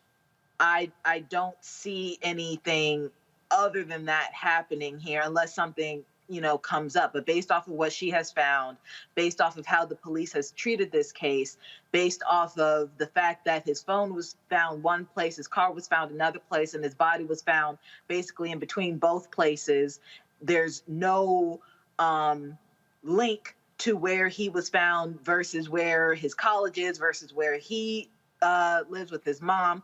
All of this lines up with, at the very least, suspicious circumstances. But considering the history of this country regarding young Black men missing, this absolutely looks like a lynching. But going back to the lack of coverage regarding... First of all, we don't know anything about the condition of the body, crime scene, or anything like that. We don't. So we can't call it a lynching if we don't even know if a cause of death has been determined. That lynching is a very specific thing. I understand. I'm just saying, based off of what I just heard from the mother, that's what it sounds like. But we don't know what happened. We know what was discovered. I didn't say that's exactly what happened, though. So, well, again, we don't even know the condition of the body and what the cause is. So I'm just, what I'm simply saying is, I don't like jumping to anything unless we're basing it on something. We don't have anything. We don't even know. We don't even know if there was blunt trauma force to the body. We don't know anything. I understand that. Again, moving forward from that, that's just what I think. I'm not saying that's what happened. I'm just saying, based off of what Ms. Day has said and what we have found out through what she has told us and what the news coverage says, that's what it looks like to me. Again, it's all allegedly, all suspicious at this point. But going back to how missing Black people are just forgotten about in this country. I mean, there are reports right now that Kelly Price has been missing since last week, and nobody's covering that. Well, actually, well, hold up. Okay. Again, first of all, it's just reported today that she was missing. I mean, literally, the stories just came out. It says we've been on the air. Now, her information right now is listed with the National Crime Information Center. Her family apparently is actively seeking information about her whereabouts. And so this information about Kelly Price has only come out in the last hour or two. And so, well, I saw it hours before that. So right. What you said, no one is covering it. But that's not true. They are. Literally, multiple media outlets are reporting it. So folks are just finding out that she was missing, apparently after a COVID diagnosis. Okay. Well, I'm just very particular when we say stuff isn't happening when literally it just happened. So, I mean, we hadn't even talked about it because since we've been on the air, we actually saw it. We saw the reports, not just TMZ, Atlanta Journal-Constitution, Essence is reporting it as well. Other media outlets are reporting it. Now, that's going to be different because she's a celebrity. The real fundamental problem here, Michael, is when you're not a celebrity, when you're not a white woman. And that's what Carmen was really pleading there, the fact that she had to travel there and conduct her own search for her son. Daniel Robinson, the fact that the company the guy is a geologist with, the company hasn't even done anything. These are parents. They aren't, as she said, they're not experts in search and rescue. Right. Yeah, Roland, first of all, this is one of the reasons why Black media is so important. Black-owned, Black-targeted media is so important, especially Black-owned media, to get these stories out and to inform us on what's taking place. When we deal with the lack of coverage historically on missing African Americans and missing white woman syndrome is definitely what it is. You only protect what you respect. And this is what we have to understand. So the majority of the producers of these local news stations, of these cable news programs, the majority of the producers are white people. And they take an interest because— not the majority, the super majority. No. Right. Let's be real clear. Not the majority. Yeah. Majority is 51%. 80+% of the newsroom leaders in America, television, newspaper, digital, magazine, radio, are white men. Yes. 80+%. 90+% of all newsroom executives are white people. Yes. Go ahead. Yes. So when they see a Gabby Petito, when they see some other, especially a white woman, okay, that reminds them of their mother, their sister, their niece, things like this, right? So they automatically gravitate towards that, okay? And they want to get this information out. When it comes to us, because of white supremacy and racism, we're automatically devalued. But see, there's something else here as well. When you look at adultification bias when it comes to Black girls, okay? Adultification bias deals with the stereotypes that have been attributed to African-American women. They also get projected onto Black girls as well, And there was a study that came out recently. All people have to do is Google adultification bias, and it talked about how Black girls are looked at as being as needing less protection. Black girls are looked at as knowing more about sex at younger ages, things like this. So all this comes together. So we have to keep pushing and keep fighting for with the police, fighting for them to put the same resources into investigating us, because we pay our taxes as well. Yep. You know, that's taxpayer dollars that they're using. Well, look, remember the young brother, Charles, in Baton Rouge, Louisiana, gets picked up by a white woman and her son. They say, oh, he's probably at a football game. Mama's like, no, he's not. Boy's found dead, looking totally different than how he was picked up. And it was weeks before that white woman was actually arrested, and not even in his death, on suspicion. So, same thing. You have, again, this disparate treatment of African Americans that we see, and so that has to change. And let's see if these media outlets change, because you know what? They've done it before. Last time it happened, oh, hey, why Black people aren't being covered, and they go back to doing the exact same thing. And so what we're going to be doing, of course, so we're going to be doing this here every single day. We've done this. We've had the Black and Missing Foundation on our show dating back to my previous shows on many occasions. So we're going to be doing this every single day. We're going to feature right here on Roland Martin Unfiltered on the Black Star Network and put it on our social media. One of these cases of someone who is missing. And so this is the young lady today. Folks, go ahead and pull it up if we have the graphic. If we have the graphic. Okay, so let's pull it up. First of all, we have, Kashay Jacobs, 5'3", 100 pounds. Hair color is brown, shoulder length. Eye color is brown. She was missing from Richmond, Virginia. She has a tattoo of a leaf on her right foot, animal paws on her right leg, flower on her right hand. Guys, I need information. When was she missing? What date and where? I need information. So I need to have that to know how long she's been missing. And also, when we put this graphic up, folks, I need a number, a place at the bottom where people can call if they have information. And so please, that's how we need to do this. So we need to have a number to every single, whatever that local jurisdiction is, the person who's missing, we need that phone number placed on the graphic so we can have that as well. So folks, if you have any information regarding Kashay Jacobs, call the Richmond, Virginia Police Department. Got to go to a break. We come back.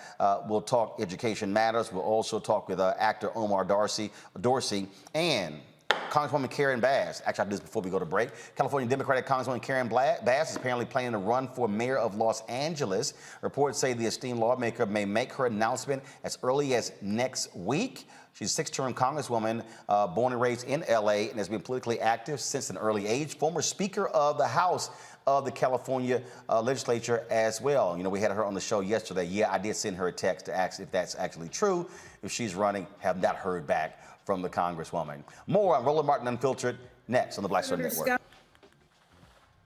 White supremacy ain't just about hurting black folk. Right. We got to deal with it. It's injustice. It's wrong. I do feel like in this generation, we've got to do more around being intentional in resolving conflict. You and I haven't always agreed. Yeah. But we agree on the big piece. Yeah. Our conflict is not about destruction. Conflict's going to happen.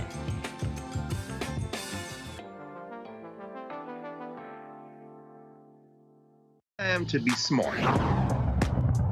Roland Martin's doing this every day. Oh, no punches! Thank you, Roland Martin, for always giving voice to the issues. Look for Roland Martin in the whirlwind, to quote Marcus Garvey again. The video looks phenomenal, so I'm really excited to see it on my big screen. Support this man, Black Media. He makes sure that our stories are told. See, there's a difference between Black Star Network and Black-owned media and something like CNN. I got to defer to the brilliance of Dr. Carr and to the brilliance of the Black Star Network. I am rolling with Roland all the way. Honored to be on a show that you own. A black man owns the show. Folks, Black Star Network is here. I'm real revolutionary right now.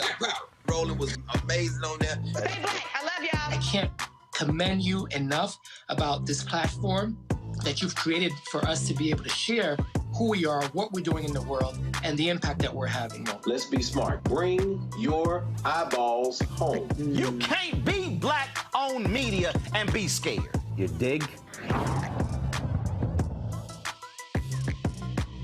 Hey, I'm Donnie Simpson. What's up? I'm Lance Gross, and you're watching Roland Martin Unfiltered.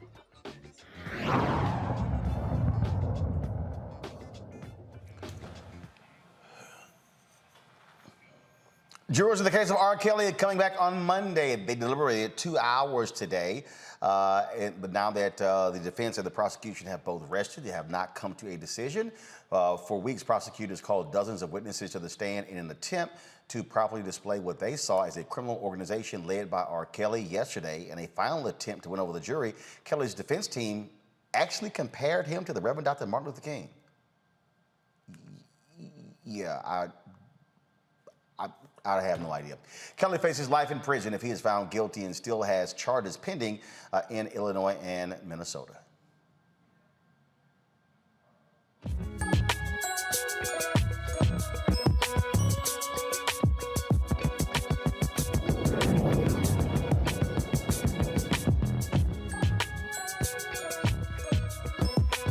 All right, folks, we have, of course, our Education Matters segment where we focus on issues that are important to our people. Now, you think about education, if you think about trying to get children caught up, trying to get them involved in going on to higher education, you got to have a school that actually cares. Well, my next guest leads Evolution Academy. They're a charter school that gives high school dropouts a second chance. Evolution Academy provides educational and career opportunities for at-risk youth. It was founded in 2002.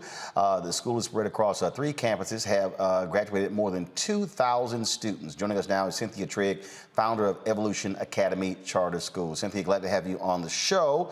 So tell us, how did this thing start? Well, thank you so much for having me. And as an educator, you take a look at students in your enrollment. I started out as a teacher in the Beaumont Independent School District, transitioned to Aldine ISD, and year after year, I noticed that students were starting out in the 9th grade, ending. You start a cohort in the 9th grade, but then you take a snapshot, fast forward 4 years later, and you may graduate a class of about 300. So from 900 to 300, that's a huge disparity. And so I literally thought, and I share it with my husband over and over, I say, you know, when I retire from this educational system, I am going to start a private school just to address dropout recovery. And just in doing research, met an individual. She said, you know, you don't have to wait until retirement. Texas has just approved its first generation. And so I began to do the research, the legwork, wrote a proposal to the state of Texas, went through a very grilling process, and we became the first, Generation 7 charter school that focused in on dropout recovery efforts. And so what students do, what are the grade levels you're taking? What are you taking? Is it just high school, or is it middle school to high school? 9th through 12th, ages 14 to 21. And for our diploma completion program, 21 to 26. And obviously you have to teach them a lot differently than you normally would traditional students. Explain the difference. Absolutely, Roland. It's very different. So you may have a student that would initially be assigned to 1st grade, 9th grade, or English 1, first semester English 2. It's not uncommon for the students that come to us to be what we call 2 to 3 years out of their cohort. So it's very important to have the flexible opportunities, credit recovery classes, dual credit opportunities, quite a bit of flexibility goes into it, but the most important thing is that every single student that walks through the door must have a graduation plan. And so we are literally sometimes piecemealing the courses that they've taken because they've been in multiple campuses, but we bring all of those together into one, develop a graduation plan, and we just look for flexibility. So you have 3 campuses. So you're in 3 different cities? Yes, we are. Okay, so in those cities are Beaumont, Houston, and Richardson? That's correct. So basically Richardson, which is of course near Dallas. Then you have Beaumont, which is, of course, near Louisiana border, and then you have Houston. Absolutely, okay. Yes. And so we're hitting those markets, and we serve approximately students that would be attending about 33 districts throughout the state of Texas. Wow. Just if we've encompassed the Beaumont, the Richardson, and the Houston area. And there's not a day that goes by that I'll meet an individual and they'll say, "What do you do for a living?" And I tell them, and they're like, "I didn't know that something like that existed." Question. But it's really, yeah. No. Go ahead and finish. Go ahead. Well, we're literally taking students who may have just been way behind for whatever reason. Some of it is self-inflicted. Some of it is not. And our goal is to case manage them to the stage, to literally get them graduated. But in doing so, when we first got our start, it was, we want our students to have a high school diploma. But of course, what we know is to earn a living wage, that's just not enough. And so we have been working tirelessly to partner with community colleges and job certification programs that would allow students to earn dual credit. And so I'm happy to say that we've launched partnerships with every single community college or institute of learning, of higher learning in each of our communities. So we have a partnership with Lamar. We have a partnership with Lone Star College and Dallas College that works with our students that are behind. So it really doesn't feel like they're behind, because what we tell them is, you know what, you may have gotten a slow start and you may have, had some issues. But what we're going to do is, once you have an opportunity to earn an associate's degree prior to leaving here. So let's maximize this free of charge. Right. And there's no lag time. So you are literally ending up where you would be because you're making up for lost time. And we're just compressing that. Questions from my panel. I'll start with the educator, Julia Malvo. Sister, first of all, thank you for your work and congratulations on everything you've done, especially the partnerships. I'm interested in what kind of data you're collecting. You have over 2,000 graduates. So what kind of data are you collecting, and what are you learning from the data collection that will shape the next cohorts that you work with? What we are learning is that our students require social emotional support on steroids. That's one of our major pieces. And so the resources that you would have on a 1-to-1 ratio in your traditional independent school district may look a lot different, because we literally have to case manage students because of the social and the emotional that they are constantly dealing with. And it's just easy. We have restorative justice practices. So it's just not, you don't get to just get suspended because you're not doing what you're supposed to. No, what we're going to do is we're bringing our in-house judicial system in. And so you might be adjudicated to counseling. You might be adjudicated to an after-school program where literally we'll have staff come and pick you up. So it's really changing your mindset about how you interact with students and moving it. It's moving the bar. And you said you were previously in the education system. With this one, you get to actually run and control the school. Yes, I started out as a teacher I taught for 5 years. I then transitioned into administration, where I served as a principal, assistant principal. I've worked as an educational consultant with one of the 20 regional service centers that are that's assigned in Texas.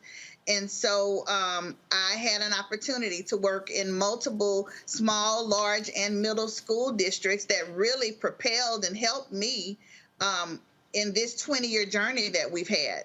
And then that coupled with an amazing staff, amazing group of educators that really did not sign up. Some teachers think, okay, I'm just going to teach my content, but we're very intentional with our staff and letting them know this is it's a nurturing environment. And so our students have individual learning plans, right. Standard-based curriculum, and career and technology training is competencies is a must prior to leaving. 2 more questions. Kelly. Sure. Thank you for coming on. I am looking on your site right now, and it appears that you have tracks, so to speak. You have AV Tech and Comms coming soon, business admin, health sciences, and the like. I liken it almost to like trade school meets high school. And it, from what it appears to be, based off of what you just said as well, it's like a holistic rehabilitative center for those who want to get their lives back on track. So I guess my question is, what is success to you? And do you have any success stories out of the students? I'm sure you do. If you could share a couple of them, and also explain the tracks and where the tracks go for the students. Sure. So we have the Business Support Center systems track where students are engaged in the opportunity to complete a Microsoft certification. We have, we will be implementing what's called it's our community healthcare worker track that propels students, if they're interested in the social work arena, there's a certification that goes along with that. There's an entrepreneur certification that students that may want to start their own businesses. We have students that are very creative and they need a roadmap and a model. And so our success stories stem from students that have been told by former educators that they would not amount to anything. But I had a young man who, after his rap career failed, he remembered that I had a teacher to take me through a dual credit program, and I did pretty decent. And so now we call him Doctor. We've had a set of triplets who were dropouts, yet they came here, they engaged in the program, and they were able to move forward, graduating in the top of the class, 1, 2, and 3. We've had students that are in the education field, the healthcare field. I go through the airport traveling to and from the different campuses, and it's not probably a time that I'm not in the airport that I'm running into students that are former Evolution Academy students. All right. Michael, question. Yes. Thanks for coming on, and thanks for the work that you're doing, Sister Cynthia. Question for you. Do you have an alumni day where the graduates of the school come back and talk about the careers they're in with the current students? And if so, what is that like? What, you know, if you could share a little bit of that with us. What we have done is reach back to our alumni, and they serve as our keynote speakers. We've had students former students also return and provide students with, we operate a morning and an afternoon. And so typically they will present to those students and just encourage them, letting them know, you know what, I was right there where you were, but look at me now. And so those are the best success stories. But I just think we had one young lady that actually shared publicly that when they attended the school, both she and her sister, she was valedictorian one year, her sister valedictorian the year prior, and she shared with them that she and her family were homeless. But this was a nurturing environment. We gave them the resources that they needed, and I mean, just soaring. So our key takeaway is you don't give up on anyone. Right. All right. Thank you. Absolutely appreciate you coming on the show, breaking down this school. Hopefully, if there are some folks there in Texas who are looking for to get a start in life, they'll consider Evolution Academy Charter School. Cynthia Trigg, thanks a lot. Thank you. All right, folks, going to go to a real quick break. We come back, we're going to talk with actor Omar Dorsey. And Reese is back. I'll explain why Reese is back when we come back on Roland Martin Unfiltered on the Black Star Network. Before Till's murder, we saw struggle for civil rights as something grown-ups did. I feel that the generations before us have offered a lot of instruction. Organizing is really one of the only things that gives me the sanity and makes me feel purposeful. When Emmett Till was murdered, yeah, that's what attracted our attention. It's time to be smart. When we control our institutions, we win. We win. This is the most important news show on television of any racial background. Y'all put $2, $3, $4, $5, $10, $15, $20, $30 on this and keep this going. What you've done, Roland, since this crisis came out in full bloom. Anybody watching this, tell your friends, go back and look at the last 2 weeks, especially of Roland Martin Unfiltered. I mean, hell, go back and look at the last 2 days. You've had sitting United States senators today, Klobuchar and Harris. Whatever you have that you can bring to Roland Martin Unfiltered to support it, please do, because this information may literally save your life. Watch Roland Martin Unfiltered daily at 6 p.m. Eastern on YouTube, Facebook, or Periscope, or go to RolandMartinUnfiltered.com. Support the Roland Martin Unfiltered Daily Digital Show by going to RolandMartinUnfiltered.com. Our goal is to get 20,000 of our fans contributing $50 each for the whole year. You can make this possible. RolandMartinUnfiltered.com. Hello, everyone. It's Kiara Sheard. Hey, I'm Taj. I'm Coco. And I'm Lily. And we're SWV. What's up, y'all? It's Ryan Destiny, and you're watching Roland Martin Unfiltered.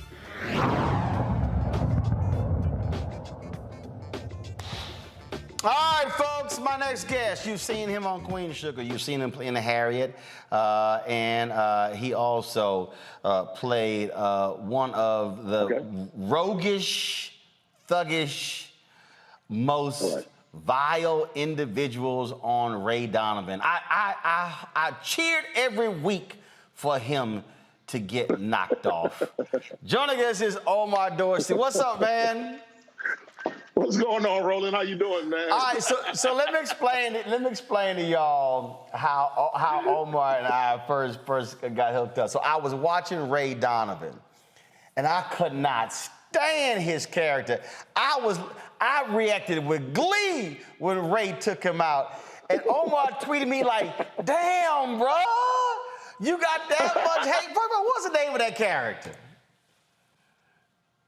Cookie Brown. Huh? Cookie Brown. Cookie Brown. Y'all, I was killing Omar every week. He was like, damn, bro. Yo, we've been friends ever since then, too. Yeah, absolutely. So thank God you have redeemed yourself playing a stand-up, strong, compassionate, real brother on Queen Sugar. Thank God, man. Thank God. See, it's a redemption story for me. So first, talk about this here because your character, Hollywood, is a different role from what we normally see black men on shows. You know, one of the things that I greatly appreciated, not just with your role, not just with the other brothers, when Dondre Whitfield was on his character, you saw multi-dimensional black men and you did not see caricatures. Correct. You know, that's what it's supposed to be, though. It's supposed to be real life. That's what the artist's job is to do is to reflect. I think a good job of that. It doesn't always have to be hyper reality. Look, I like playing the bad guy. I like playing an over the top dude. But the reason that Hollywood is the most satisfying role I've ever played is because, you know, I'm really playing a real person, a person who I see every day, the person who I am, the person who my dad was, who is, the person who my brother was. You know, and for me to be able to bring that character to life, it's been the most important thing of my career. And when we talk about that character, it's also a grown role. Yes. And so folks get to see grown Black people in love and actually show love and affection on the air. That also is vital. It's extremely important, man. I mean, because look, that's who we are. You know, I'm a dude in my 40s. You know, and you know, we are. I got my partners in their 30s and their 50s and even 20s. But we have to show exactly what we look like. You know, I'm a Southern dude. These are the guys who I grew up with. These are the people who I, you know, who I hang around every day. And like I said, it's just our responsibility to show that. Our responsibility to show what real people look like and just how it looks. It doesn't always have to be, you know, super over the top, man. And I love it. And the love that Hollywood and Vi have is one of the most beautiful love stories in television history. You know, you don't even think about the age difference anymore. I guess it was shocking the first couple of episodes, but after that, you know, this is just your uncle and your aunt. Indeed. And I told y'all why Reese was back. We were supposed to have Omar on yesterday, had some technical issues, came back. Reese is like, I got to ask a question. I got to ask Omar a question. I was like, all right, calm down. And so I didn't even know. So Reese, what, you do these Queen Sugar weekly recaps? Is that the deal? Yes, I do. I recap Queen Sugar with a panel of two of my girls, my sister and my friend, every Tuesday, right after the Eastern airing of Queen Sugar. It's a great discussion. We break it all down. We are all Team Hollywood. So, Omar, I'm very happy to be here on this panel tonight. So can I ask a question? Thank you, Reese. Yeah, ask a question. Of course you can. Okay. So first of all, I have to say one of my favorite parts about your character, Hollywood, is that you are the patriarch of the Bordelon family, even though you're married into the family, even though you don't have children yourself on the show. You're an uncle, but I think it's so important that they show you in that patriarchal role. So that's one point I want to make. But the other point I want to make is early on in Queen Sugar, it was famous for having all women directors. But this season, we're seeing an increased emphasis on Black men and their mental health with the opening of The Real Spot. I'm curious if there has been a bigger role that Black men have played behind the camera this season with that increased emphasis on Black men, or are you as an actor and your fellow actors, Kofi, stepping up in that way to really make sure that your authentic Black male voices are being heard in the portrayals of your character? You know, the growth of Hollywood as a character has been tremendous, right? You know, comes in, he's the boyfriend of the matriarch of the family.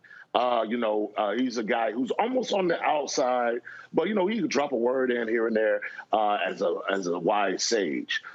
Throughout the seasons, you know, especially after, you know, the passing of the patriarch of Glenn Turman's character, you know, somebody had to step into that role. And I was so glad that they started letting Hollywood be that one. We have an amazing showrunner named Anthony Sparks, really cool brother, strong brother. You know, he and I had a lot of conversations, and I said, we have to start, you know, I would love to get more into Hollywood's life and not just him being the person who is the husband of Vi. And so for this season, especially after last season, the passing of his mother, and then this season, open up The Real Spot, it is opening up that character a little bit more. And it's been, and I think that especially with all the mental health things that we're dealing with, you know, on this season, and then the things that Hollywood particularly is dealing with, you know, his mother passed last season, that don't go away. You know what I'm saying? Right. He still has things to deal with. He's still like, this is only 3 or 4 months later after, you know, last season ended. So he's still fight dealing with that. And, there'll be other things this season that you'll see that, Hollywood even gets into a little bit of more of a paternal bag. So I really do love all of the writing that they do for Hollywood. And I love all the writing, even that they do for Micah, played by Nick Ash. And, of course, Kofi, who plays Ralph Angel. Those characters are very three-dimensional, and we're seeing more and more of the men come to the forefront, and of Davis West, played by Tim and Cal Durant. All right. I got a brother next, Michael. Michael, your question for Omar Dorsey. Hey, Omar. Hey, thanks for coming on today. Question for you. For people who do not watch the show, especially for African Americans, for people who do not watch the show, give us some reasons why they should watch. What y'all doing? Roland. I don't watch a lot of scripted TV. Man, what the hell is wrong with you? What you doing? I'm not against it. I don't watch a lot of scripted TV, Roland. I'm busy doing research and doing my show. No, you said I don't watch a lot of scripted TV, which means you watch some scripted TV. So what the hell are you watching? Godfather of Harlem. Dude, Godfather of Harlem season. Michael, the Godfather of Harlem season ended 2 months ago. Right. Okay. I was behind on episodes, Roland. It ain't that many damn episodes. I saw the end. It was episode 10. I saw that. I know the historical consultant on the okay. So I watched Godfather of Harlem, scripted TV. The Pain. House of Pain. House of Pain. Your ass watch House of Pain, but you don't watch Queen. Man, ask your damn question. Ask your damn question.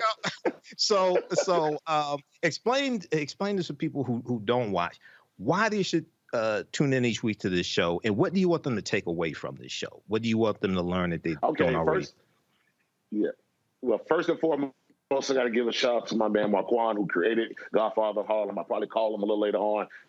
I'm in Harlem right now, and that's my brother, but he's made a tremendous show. Tremendous. Nigel Thatch, Forrest Whitaker, everybody, Giancarlo Esposito, the whole cast. And Professor James Small, who's the historical consultant. Yes. Yeah, he's one of my teachers. Exactly. So I'm not mad at that at all. But what I will say is this. If you, Queen Sugar, man, it's just, it's a show about family.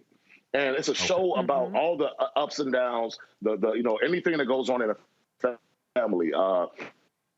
It's not super high drama, but it's humor or whatever.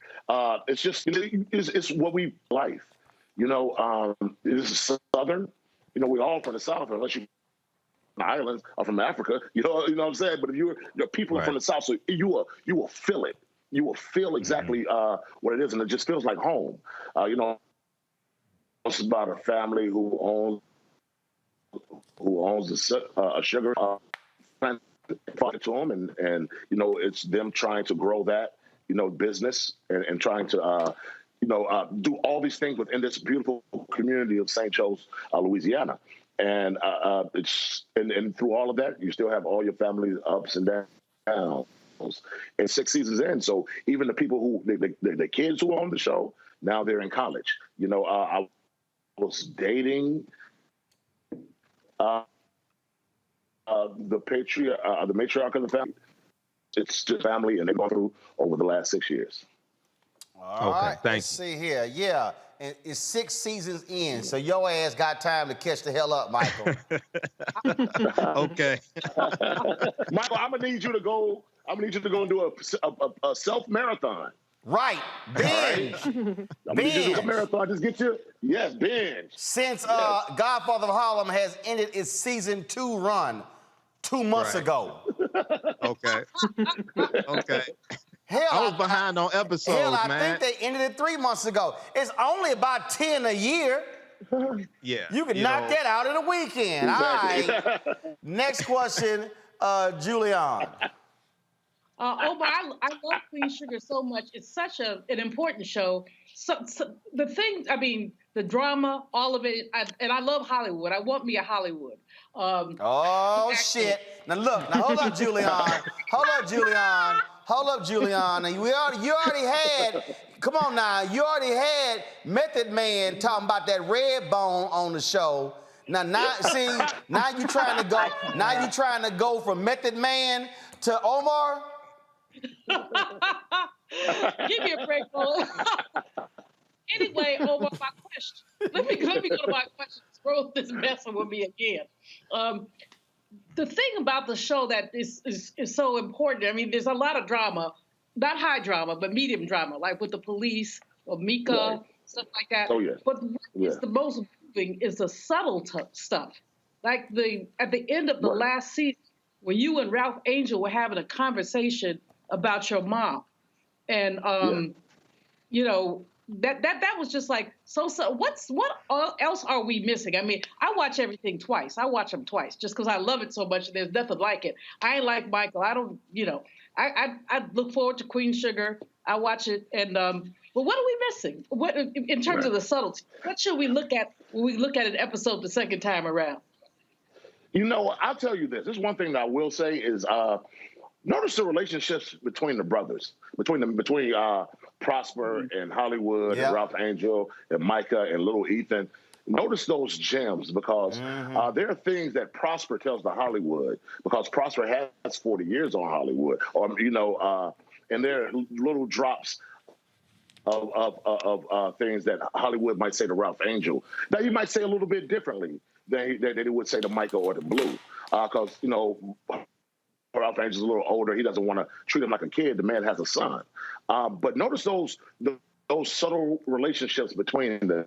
And that's how men talk to each other. Yep. You know, it's funny. I was talking to somebody today, and they were like, Omar, you know everybody from Sam Jackson to the youngest actors. And I said, because I'm right smack dab in the middle. You know, I'm in the middle. Sam Jackson was my OG. You know, Wendell Pierce is my OG.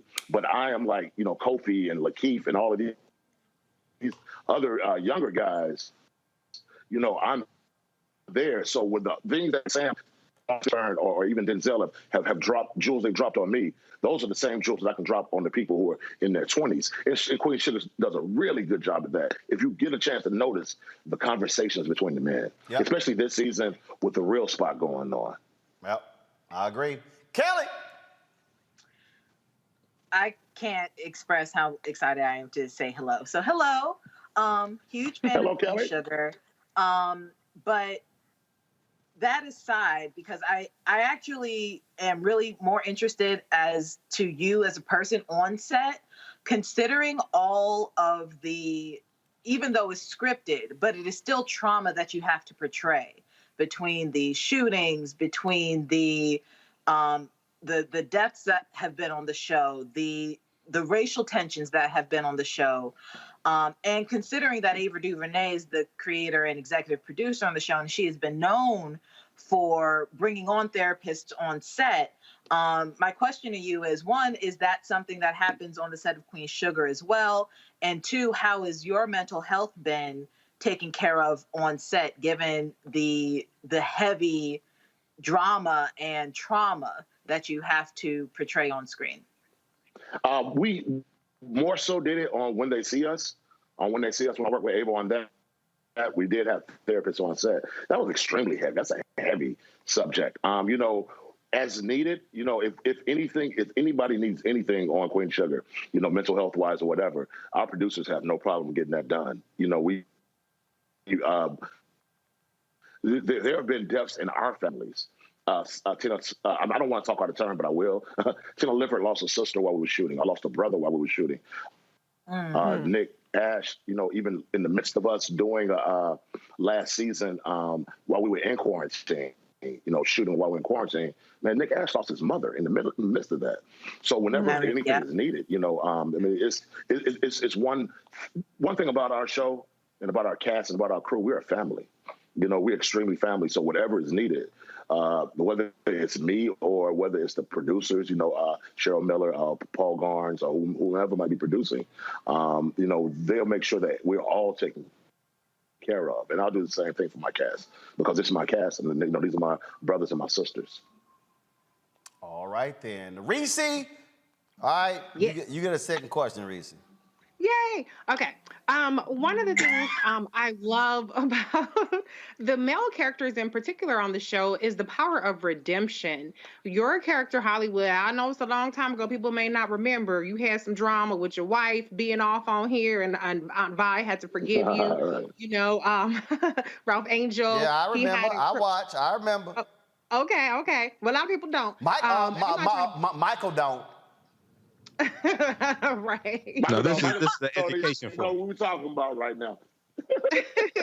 Right. Okay. And then so Ralph Angel has his past. Darla, it's not even just the men, it's all the characters. And even Davis, we're going to see this season with him kind of having his redemption side. Prosper perhaps will have his redemption with his daughter. That relationship is strained. Can you talk a little bit about the power of redemption in Black male characters and showing that they're not their flaws, they're not the mistakes that they've made? Right. I'm going to defend Hollywood right now. All right. Look, he was doing the right thing in a backwards way in his own mind, right? He was kept the wife because she needed some insurance and she was going through some things. He wasn't really trying to keep her and just like, well, I got a girlfriend here and a wife here. He wasn't doing that. That is true. You know, but he got caught, you know, and he didn't tell Vi. And that is not cool. But yeah, it's always beautiful to have redemption, you know. And I think the biggest redemption story out of everybody will be Davis West. I mean, that's what it's. That's what it felt. You know, was set up to be. I mean, from season one, you know, he was set up to be. I mean, he was written and it was written for him to be the catalyst almost for Queen Sugar. That is true. Because throughout the years he do better, trying to be better, and even like, you know, he come with it was the prayer. We all came together for dinner, and you know, he came and apologized to the whole family. You know, that's real man stuff. You know, when you've learned. You're like, look, I am not my worst judge. I'm not my worst. You know, I can continue to grow, and it's really beautiful to see that. And like you said, with Prosper, even with that relationship that he has with his daughter, you're going to see that growth.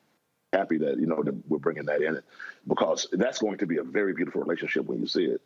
But he has work to do in order for that to grow. Indeed. My last question is going to be this here, and that was some examples there, you know, folks dating other folks, but I'll say it, also was phenomenal that what you see every week, if Michael actually watched it, what you will see, what you see every week, you see Black on Black love. You see Black people loving each other, being intimate with each other, having issues with each other, working out their issues with each other. This past week, when Vi wasn't letting you know about this other sister she was helping out, what was going on. I mean, that's real, but we cannot underestimate the power of seeing Black on Black love every week. I agree with that 100%. You know, it's funny that you say Vi is hiding something. It's the same thing with Hollywood season one. You know, he was high, but it was for the greater good. You know, and that's going to be a very great storyline as it plays out through the season too. But yeah, it's just beautiful to see Black people loving each other and trying to kill each other. You know, it's just being just regular. And accepting each other's flaws and telling each other about their flaws. But, like, you know, we're going to accept that. We're not going to accept that you continue to make them. But, you know, we will continue to grow forward and keep moving on because we're a family. Absolutely. Omar, next time you come on, don't bring that Teddy Riley Wi-Fi. Hey, man, I am in the That ain't right, Roland. What? I'm just saying. I mean, everybody was thinking it. I just went ahead and said it. Look, I am not at my house right now. Now, I had to come back to New York to go finish working with you, man. hey, I'm just saying. Well, Is first it really of all, that bad? Roland, don't cuss me out. I know you're going to go off on me. It was. You going to snap on me on you going to text me. It was all right, but you're going to get a text. I'm just saying, you know that. You know that, right? I know I am. I already know. You know that, right? You know that, right? And just so y'all know, I saw Omar Saturday at the Collective Pack party. And I said, yo, I'll be right back. Then he like, all right, man, I'm going to see you late at the club. I ain't see him. Then I text him, like, what the hell happened? He's like, dude, I just crashed. See, that's what happened when you party. First of all, y'all don't understand. That's actually, I see Omar more on the road. It's always at a party. You know it's always at a party we see each other. Always. And you know what? I can't party with you, Roland. I can't, man. I try to, and that's like I always have to tap out. Well, remember, you got to tap out because you be drinking. I can go all night because I just drink water. Yeah, this is true. I know. This is true. Omar, man, always good to see you, my brother. You stay well. Keep doing a great job and keep representing real brothers on Queen Sugar. I appreciate it. Next time I come, I'm gonna have my own internet, okay? Yeah. No. Next time we do it, we're gonna be in person, 101, sit down, longer interview. We'll be in the studio. Yeah, in the studio or when I'm in LA or New York, we're gonna do it. All right, brother. I appreciate it, man. All right, bro. All right, appreciate it. Reese, thanks a lot. Michael, Kelly, Julian, thanks a bunch as well. Folks, great week. I want to do this here, and again, let me tell you how amazing y'all have been. We launched this show September 4th, 2021. We had 157,000 YouTube subscribers. We didn't really, I really wasn't even paying much attention to it. Boom! Big up, 800,000. We passed 800,000 YouTube subscribers. And of course, we appreciate all of y'all. I also just checked, we have, since we launched the app, 13,231 downloads. And so what we want to do next, we want to actually hit 50,000 downloads of the Black Star Network app by December 1st. Now, we can also hit 800,000. So between thousands of y'all who are watching us on YouTube and Facebook and Twitter, hey, download the app. Because again, if we're downloading, if we're watching the show on the app, we completely do that. We completely control it as opposed to stuff we got to deal with YouTube, Facebook, and Twitter, Periscope. And so please download the Black Star Network app, your iPhone, your Android TV, Roku, Apple Fire Stick, Xbox One, Smart TV, all of those platforms. You can get the Black Star Network app curated by Roland S. Martin. In the next few weeks, I'm going to be letting y'all know new shows. We're going to be launching as well. I already told you, we got to have hashtag Rolling with Roland, one-on-one interview show that's going to be on the network. I'm going to tell you about some other shows going to be launching, so that's going to be coming up. And I want to thank all of you who support us financially as well. Your dollars make it possible for us to do what we do. Cash App, $RM Unfiltered, PayPal.me/R Martin Unfiltered, Venmo.com is /RM Unfiltered, Zelle is Roland@RolandSMartin.com, Roland@RolandMartinUnfiltered.com. We always end the show every week showing our Bring the Funk members. And so roll it. And so check this out. And man, we are working hard on our, come on. No, start it over. Y'all got to start it over. Listen, you're too late. Start it over. Y'all got to understand. Start the list over. Stop it. Start the list over. Y'all understand. Folk watch the show on Friday to see their name. So we can't switch late. So go to the top. Now switch to the two shot, then play the whole deal. Folk want to see their name when they give. They send me emails like, I ain't see my name. Now, if you don't see your name on the list, start it from the top, y'all, from the top. If you don't see your name on the list, send me an email. We will take care of that and get you on, all right? So now, here's a list of our charter club our members of our Bring the Funk fan club. There you go, y'all. Check it out. Again, I appreciate all of y'all. Many of you folks have given $1, $5, $10. And oh, by the way, Anna Austin, she was the first Bring the Funk fan club member, y'all. This sister sent me a letter in August of 2018 saying how important this show was. She saw me on TV One. She said, look, we need your voice. She sent a $500 check. She was the first member of the fan club, a $500 check.